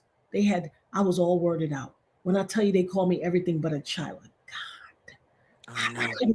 words hurt my ears. I would sit in the room for days and listen to Dave Brubeck, the entire Dave Brubeck, and Art Blakely, and this one and that one. Every time I spoke up for you, somebody would have something nasty to say to me, and I'll tell him, you're gonna go to hell for lying on that woman, Mm-hmm. because he did it. Mm-hmm. There's nothing worse than being that person that sits there amongst a bunch of people, hundreds, feels like millions sometimes, Mm-hmm. and to stand in disagreement of what you know is not true, and then watching them all trying to convince themselves that Mm-hmm. they're right when they know they're lying. Lying their behinds off and mercilessly. I'm like, Ugh. have you no fear of God? I call those the black Air Force Ones wearers. When you are willing Ah, to throw caution to the wind and with reckless abandon, lie and destroy your own life for the purposes of effing with me. Jeopardize everything that you built in your life, that your family, you work for, you this, you that. Jeopardize everything to go up against the wrath of God, to make people not believe me. My God, you got courage. I don't trust they wear Air Force. Everybody knows in the hood the joke about people that wear black Air Force Ones. They crash test dummies. They will do anything. I don't trust them. You want to jeopardize everything in your family and your livelihood to disavow the truth out of me? You crazy. And when I see those people, I be like, exit stage left. Me not have time for that. Because when God strike that bolt, I don't want to get no frayed edges on my lovely blouse. They I ain't crazy. trying to be nowhere near it. I Mm-mm. ain't trying to be nowhere near it. And it's wild because if you don't have strength and courage, Mm-hmm. if you don't have that, eventually you'll start asking yourself, well, did I remember it wrong? Mm-hmm. I hate when I see that happen to people. When people start second guessing what they know. I said that on the radio yesterday. I said, if you have been a victim of trauma, please seek help, call for help, get therapy. Don't suffer in silence because everybody doesn't make it. There's lots of people that took that easy way out because they couldn't handle it. I tell people all the time, do not suffer in silence. I crawled so you could walk. I walk so you can run. Don't suffer in silence. Seek help. Oh, no, not at all. Not at all. But at the end of the day, Hmm. you don't have to suffer. Hmm. Turn to God. Yeah. See, God relieves suffering. I, You heard what one of our family members did? what? Kay Leg, when Kay Leg been here since the beginning. She kept saying to me over the course of time, "Oh my God, you've renewed my relationship with God. For a long time I didn't talk to God. I didn't know God. You renewed my relationship with God. Oh, I'm growing my spiritual walk from being here. You make me comfortable talking to God and loving God." I Lock, hear that on my channel too from time to time. the I'll big, never forget right around Easter. hold on, let me tell you the big thing she did. What? Locke sent me a message yesterday while we were at the radio station. She said, I got great news. You're going to be so happy. I'm like, what? She sent me a picture. As soon as I saw the picture, I was like, Caitlin, Baptism? baby, she got saved, honey. Right in the chat, she got saved. And one of the first people she sent it to was me and Locke talk about, thank you so much for helping me in my journey. I said, to God be the glory, baby. This ain't about us. We just vessels. You did the big step. You took that massive step. So proud of her. So again, everybody, shout out to Kay Leg. Throw them praying hands for Congratulations. Kay Leg for her kingdom. Congratulations. Mhm. No, that's a big step. Huge. That's a big step. Because the truth is most people are afraid to take that step because they're afraid of what people around them are gonna say. That's right. Um, you know, it's a love affair with God is not an easy courtship. Hmm. It's not an easy courtship, and it's the one that gets judged for absolutely no reason at all sometimes. Yeah. People shouldn't care about your relationship with God. They should care about their own. A lot of people are afraid of believing in God because they think, oh, this one's going to judge me, that one's going to judge me. There should never be an argument around God, even if y'all don't believe in the same thing. We should all encourage each other to find our own relationship with God, however we see fit. Hmm. Who I am ain't who everybody's gonna be. Who Natanya is, it's not who everybody's gonna be. But a lot of times, people are so busy judging the relationship that they never even thought about creating it. What it means, what it's like. I wish I could tell you all how I long to be with God. Me too. At times, I shut out the whole world. Like even before I came here, I went back into prayer again, Natanya, and I just Mhm. prayed and I prayed and I prayed. because I feel a big thing is about to turn. I don't know if you feel it yourself, I do. but I feel God is about to, he's about to do something big. Let And me let me tell you oof, how much I feel it. Everybody outside of the camera in real life, my bestie Sam, everybody keeps saying, "What's wrong with you?" One of my friends came here today. He said, "God," he called me and was like, "Yo, God keep putting you on my mind. What's going on? You okay?" And I was like, "Oh yeah, I'm okay." He was like, "Nah."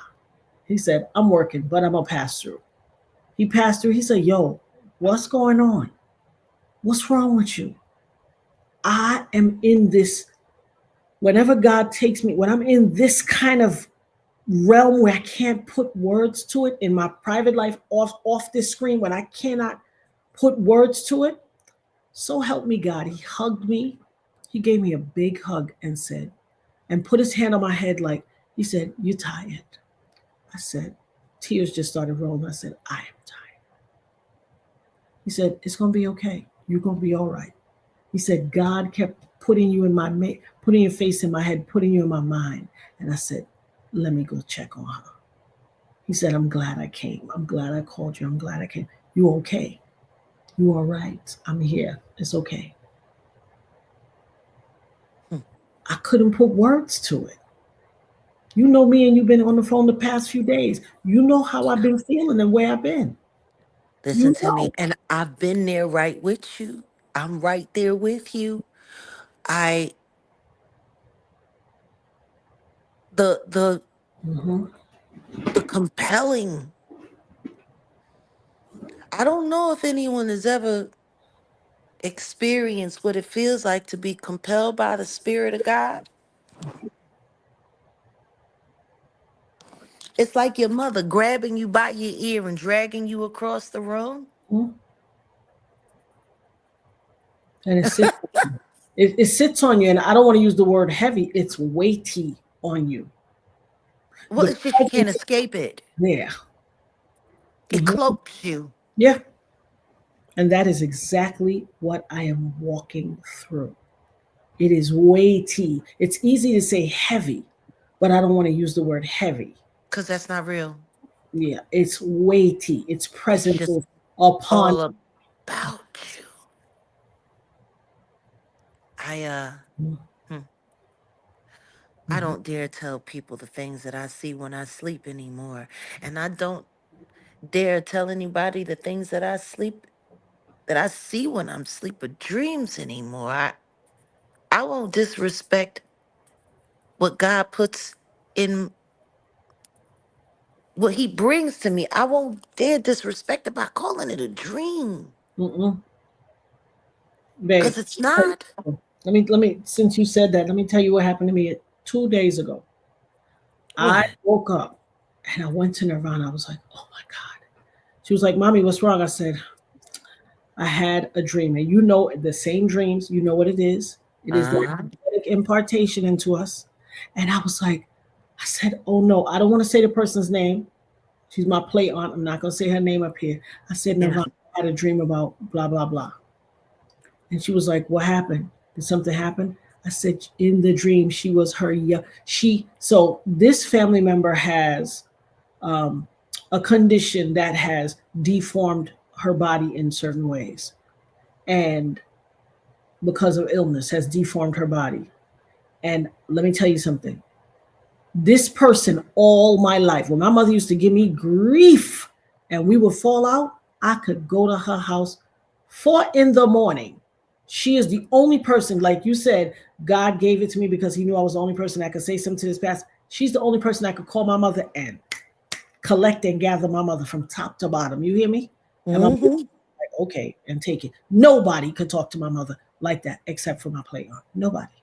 This is my aunt. My heart defended me, protected me, talked to me, admonished me when I needed it, but was always there. So help me God. She came to me in the dream. So a whole bunch of stuff was going on in the dream. Towards the end, the group of people I was with left. And I was like, well, let me find a way to go home. And when I went to the next side where you could catch a taxi or something, she was standing there, but she was her 25-year-old self. fresh new body. Like what they say when you unalive and you go on to glory, you get your new body.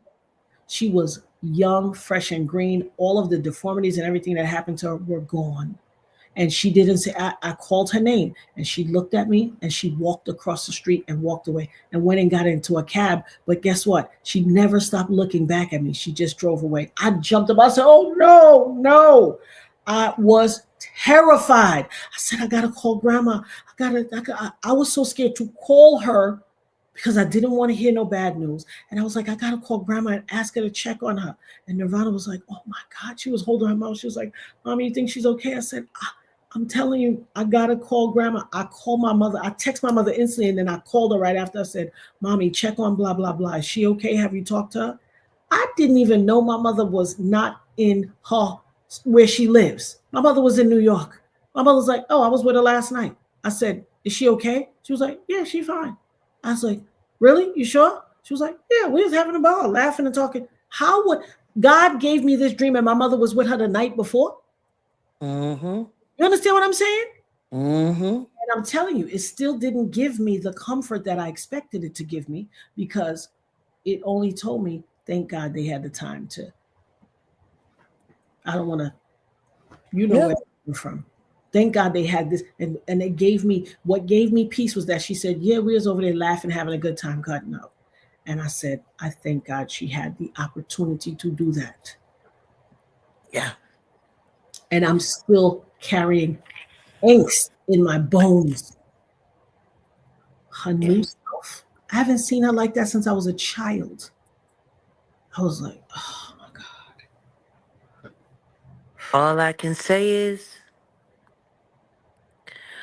when God has a calling for your life, it doesn't matter what anyone says. It doesn't matter what anyone thinks. The only thing that matters is that you live in that calling and you stand for it. You stand by it. You have to protect it. You have to know. And that's the thing when they say to know God. Mhm. There's so many times I have to catch myself when I go to get upset about something that I see or something that's being done or what the new distraction is, this, that, and so on and third. I have to remind myself whatever emotions I'm allowing myself to feel, they're inappropriate. Because if I truly know and believe that God is in control, there really shouldn't be anything for me to be upset about. Baby, let me play this last thing that I didn't play. Let me play this last part. And it sums up everything you just. Let me tell you how timely our Lord is. Let me tell you how timely our God is, the God we serve.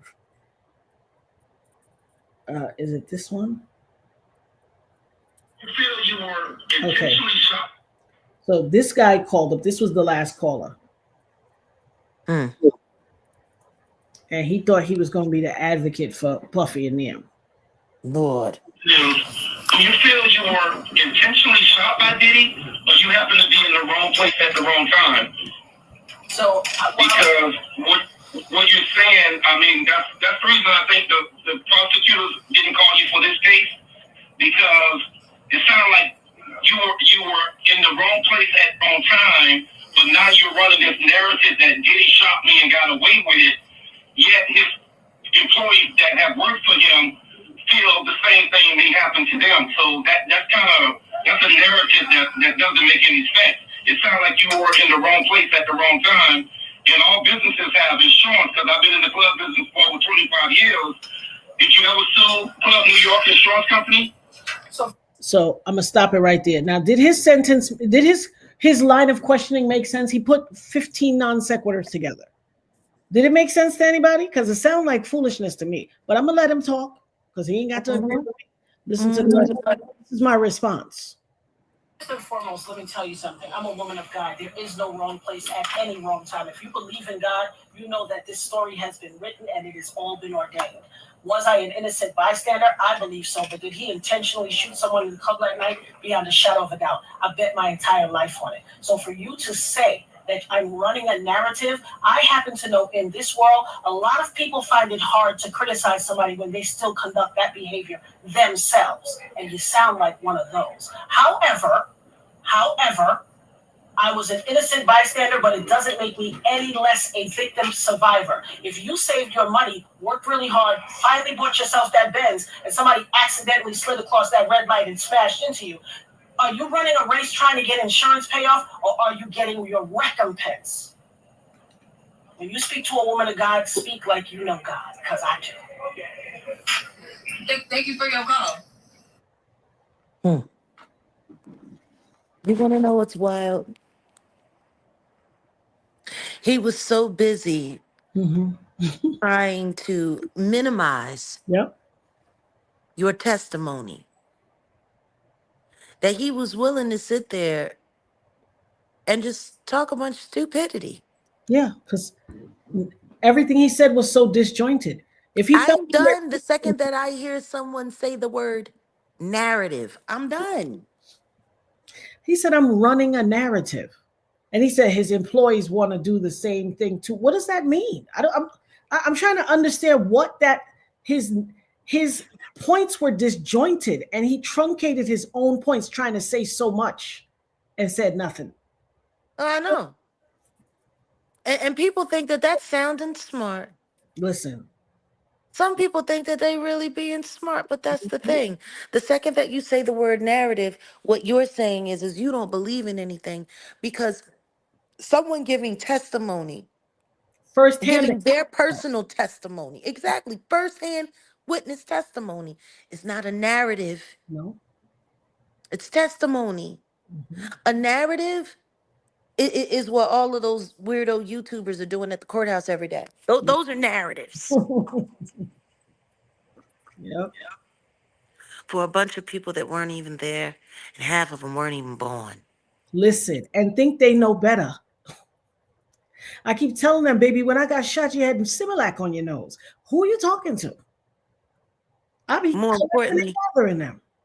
More importantly, there are people that were there that are confused.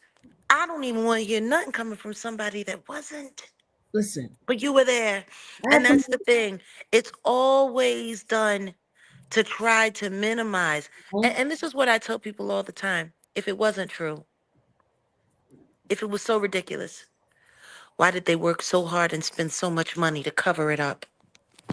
listen, if it wasn't true, why did he pay me? That's the end of that. If it wasn't true, why did he pay me? Look at what he's spending on this case. He got ample money to run me off and try to discredit me if it wasn't true. Why did he pay me? Hold on, let me close my blinds because I can feel energy outside my door, out my window. I'm going to tell y'all that right now. If there's nothing to cover up, there's nothing to pay off. That you don't need to get a bunch of people together and make sure they got their story right. You don't have to do any of that. Yep. If it's legit, it's legit. It doesn't need to be coerced. It doesn't need to be practiced. It definitely doesn't need non-disclosure agreements. Oh, that part. Say that again. Because people seem, and then I always hear somebody try to back me down with, didn't you sign a non-disclosure? Well, if you don't get your non-disclosure, these. See, this is the thing.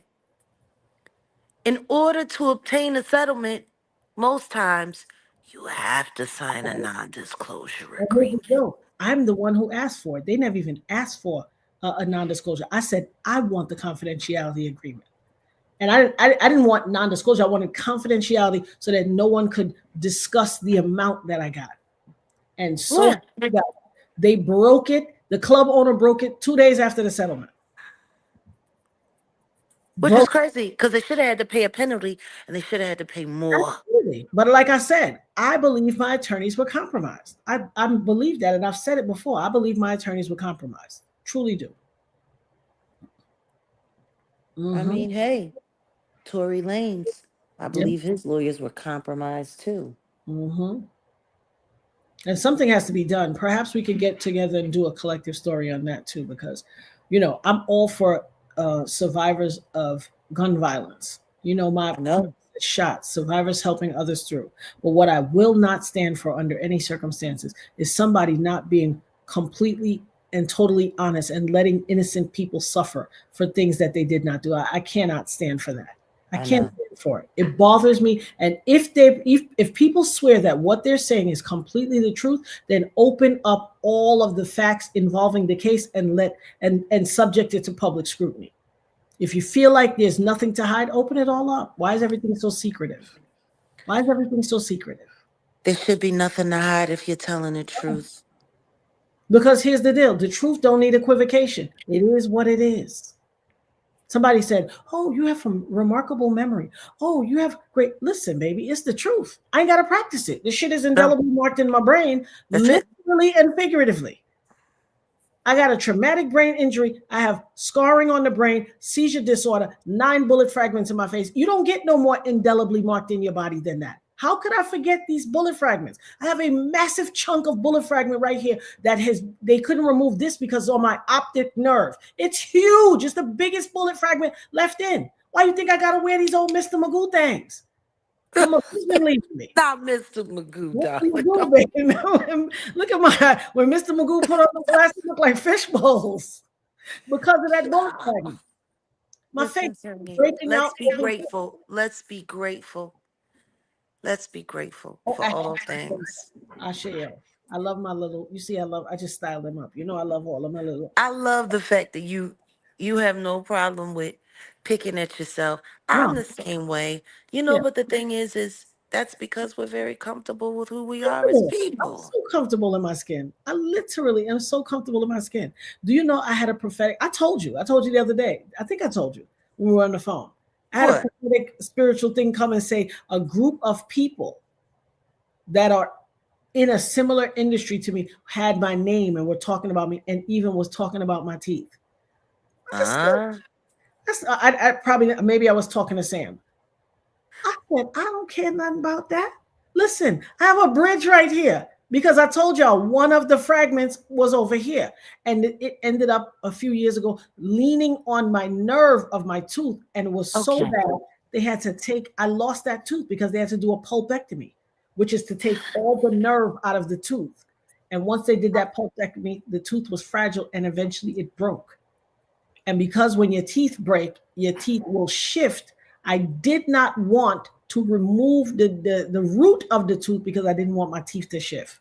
And it was like, you cannot continue. So, but it was open up in there and it was causing me unbelievable pain. It was like, you cannot stay with this thing in your mouth. You have to take that out. You have to take that out. And so I was like, you know what? Take it.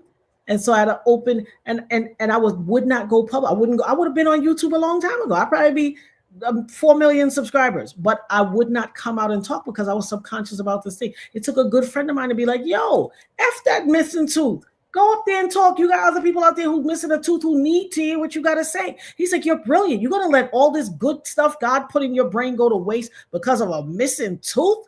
He said, man, you too fly for that. He's like, you too fly for that. You're brilliant. You're a freaking genius. You're going to keep your genius because a tooth is missing. Who cares about a tooth? And I was just like, See, this is what's funny. wow. And I came. I'll be wearing this bridge. Sometime I wear the bridge, sometime I don't. I just be leaving it out. Like, who cares?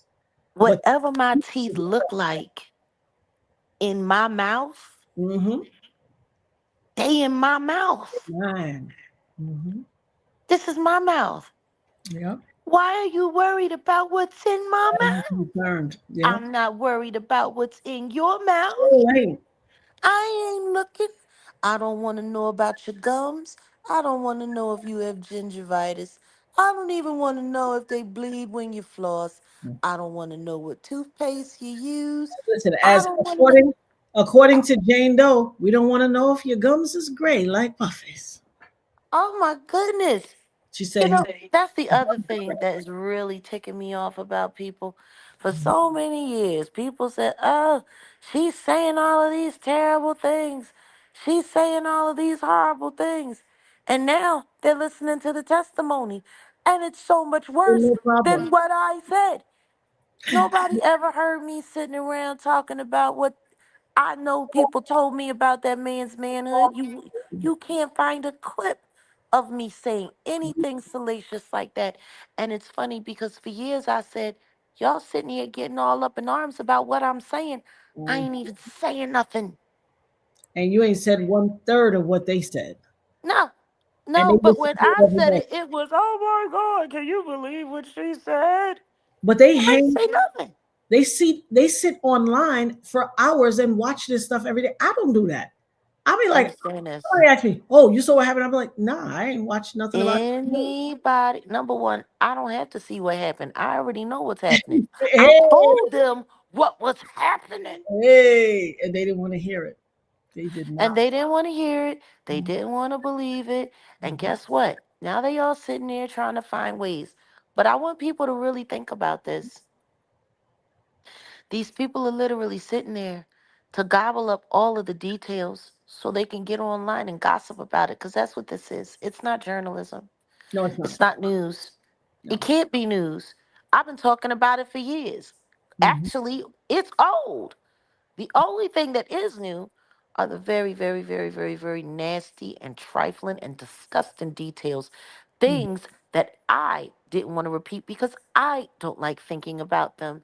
You know, nobody really pays attention to the fact that when you know these kinds of dark truths of the dark, sectors around this world, Mhm. forget YouTube, the world. There's a lot of darkness in this world. It becomes resentful after a while, having to have all that crap in your head because it's not even your crap, That's see? right. And Which it is why, for me, I had to relieve myself of all of this stuff. me And too. I pray that more artists like myself Me will too. find that because I'm not gonna go crazy for somebody else's sin. Mhm. Because after a while, sitting there pretending like it isn't what it is, sitting there pretending like I used to go to the events and we would talk about someone who passed away, and I would listen to them lie and Mhm. change stories and change details. And I'll never forget one time saying something to an old band member like, that's not what happened. Listen to me, Mhm. it's just what, what I mean? That's just what we need to say. People, what I mean? They nosy. I'm like, oh, someone paid you. Okay, got it.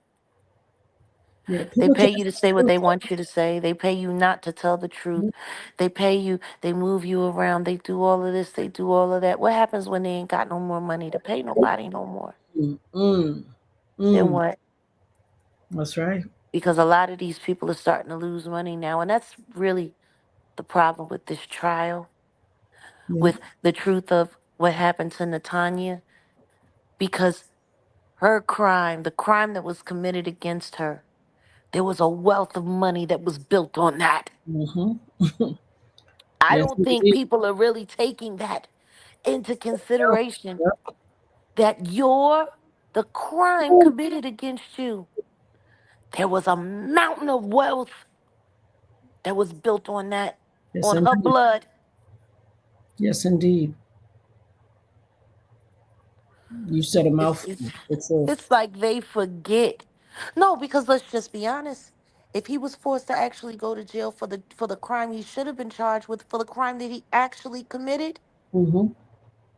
that little machine would have had to start all over again. Right. The Jigger Man wasn't powerful yet. No. MT, he didn't become anybody until MTV Unplugged. Thanks to me, Mhm. thanks to the Roots. And might I add, you did your Thug Thizzle, baby. You did your thing. Cause that song still, I don't care who they put to sing that. Oh, Nobody nobody. did like you, baby. And It's guess what? Every chills. time somebody hears it, they say the exact same thing. And you know what? All Mhm. praises be to God. That's right. You want to know what's funny? That whole thing was built around satanic ritual and all kinds of stuff. Wow. But God made sure Mhm. that his voice, the voice he chose, was there. And that's what people took away from it. And that's why they hide it, because they don't want to have to give God the glory. That's right. That's all right. That's right.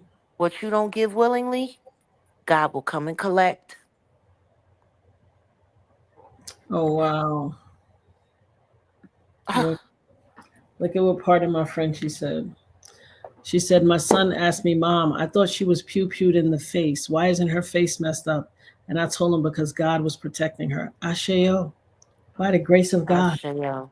When I tell you there is no greater truth than that, God was absolutely protecting me. And that's why I was so, and I don't usually let people really get under my skin like that. But when that guy was like, oh, you was in the wrong place at the wrong time. Listen, baby, there's no way I could get shot with a bullet called a hollow point bullet called a cop killer.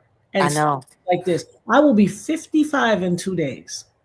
I will be 55 years old. Sweetheart, do you know how many people that I know that were pow with those, with that ammo and never made it? Yeah. Cause see, those hollow points, they expand and They spread do. upon They impact. flip up and go everywhere.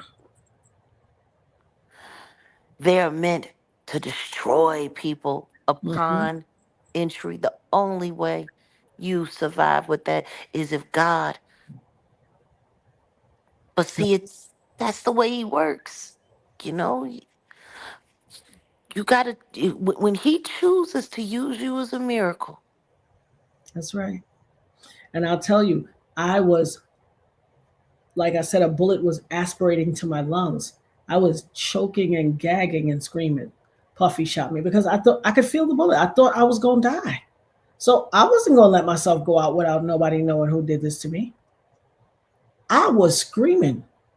Puffy shot me and gagging. They had to calm me down and put me under. And next thing I know, I woke up and I was, recovery room. And the rest is history. You think my surgeon at St. Vincent's Hospital knew who Puffy was 25 years ago? No. When this man went and testified he was subpoenaed to testify. When he testified, he was like, I didn't know what that meant. She just kept screaming, Puffy shot me. Puffy shot me. I didn't know who that was. He said, I now know who it is, but I had no idea. This man is a surgeon that saved my life and pulled a massive portion of a 9mm hollow point bullet out of my throat from me aspirating it into my lungs and surely taking me out. Sliced me God said no. God said no. Sliced me from my lip up here in the top of my mouth all the way down my throat and went in and got it. Y'all don't even know when I go a lot because I still have this bead of scar tissue from the top of my mouth. I can still feel it. I can still feel it. The top of my mouth is very sensitive. I won't eat. If somebody has hot food, and I don't mean hot like spicy, I mean hot like temperature. I have to eat my food warm to lukewarm because the top of my mouth is so sensitive. I cannot eat hot food. This is 25 years later. I can't eat hot food. It is so tender up there. Some things are like, I just have to, or anything extremely cold either. See, that's the thing. Nobody thinks about the fact that these situations happen in your life and they alter you. And you can either choose to let them devolve you or evolve you. That's right. And you have chose to evolve beyond your scars, beyond your surgeries, beyond public criticism. You have evolved beyond that. And I love you. I love you for it. I love you too. I love you like no tomorrow. I'm gonna get ready, girl. Look.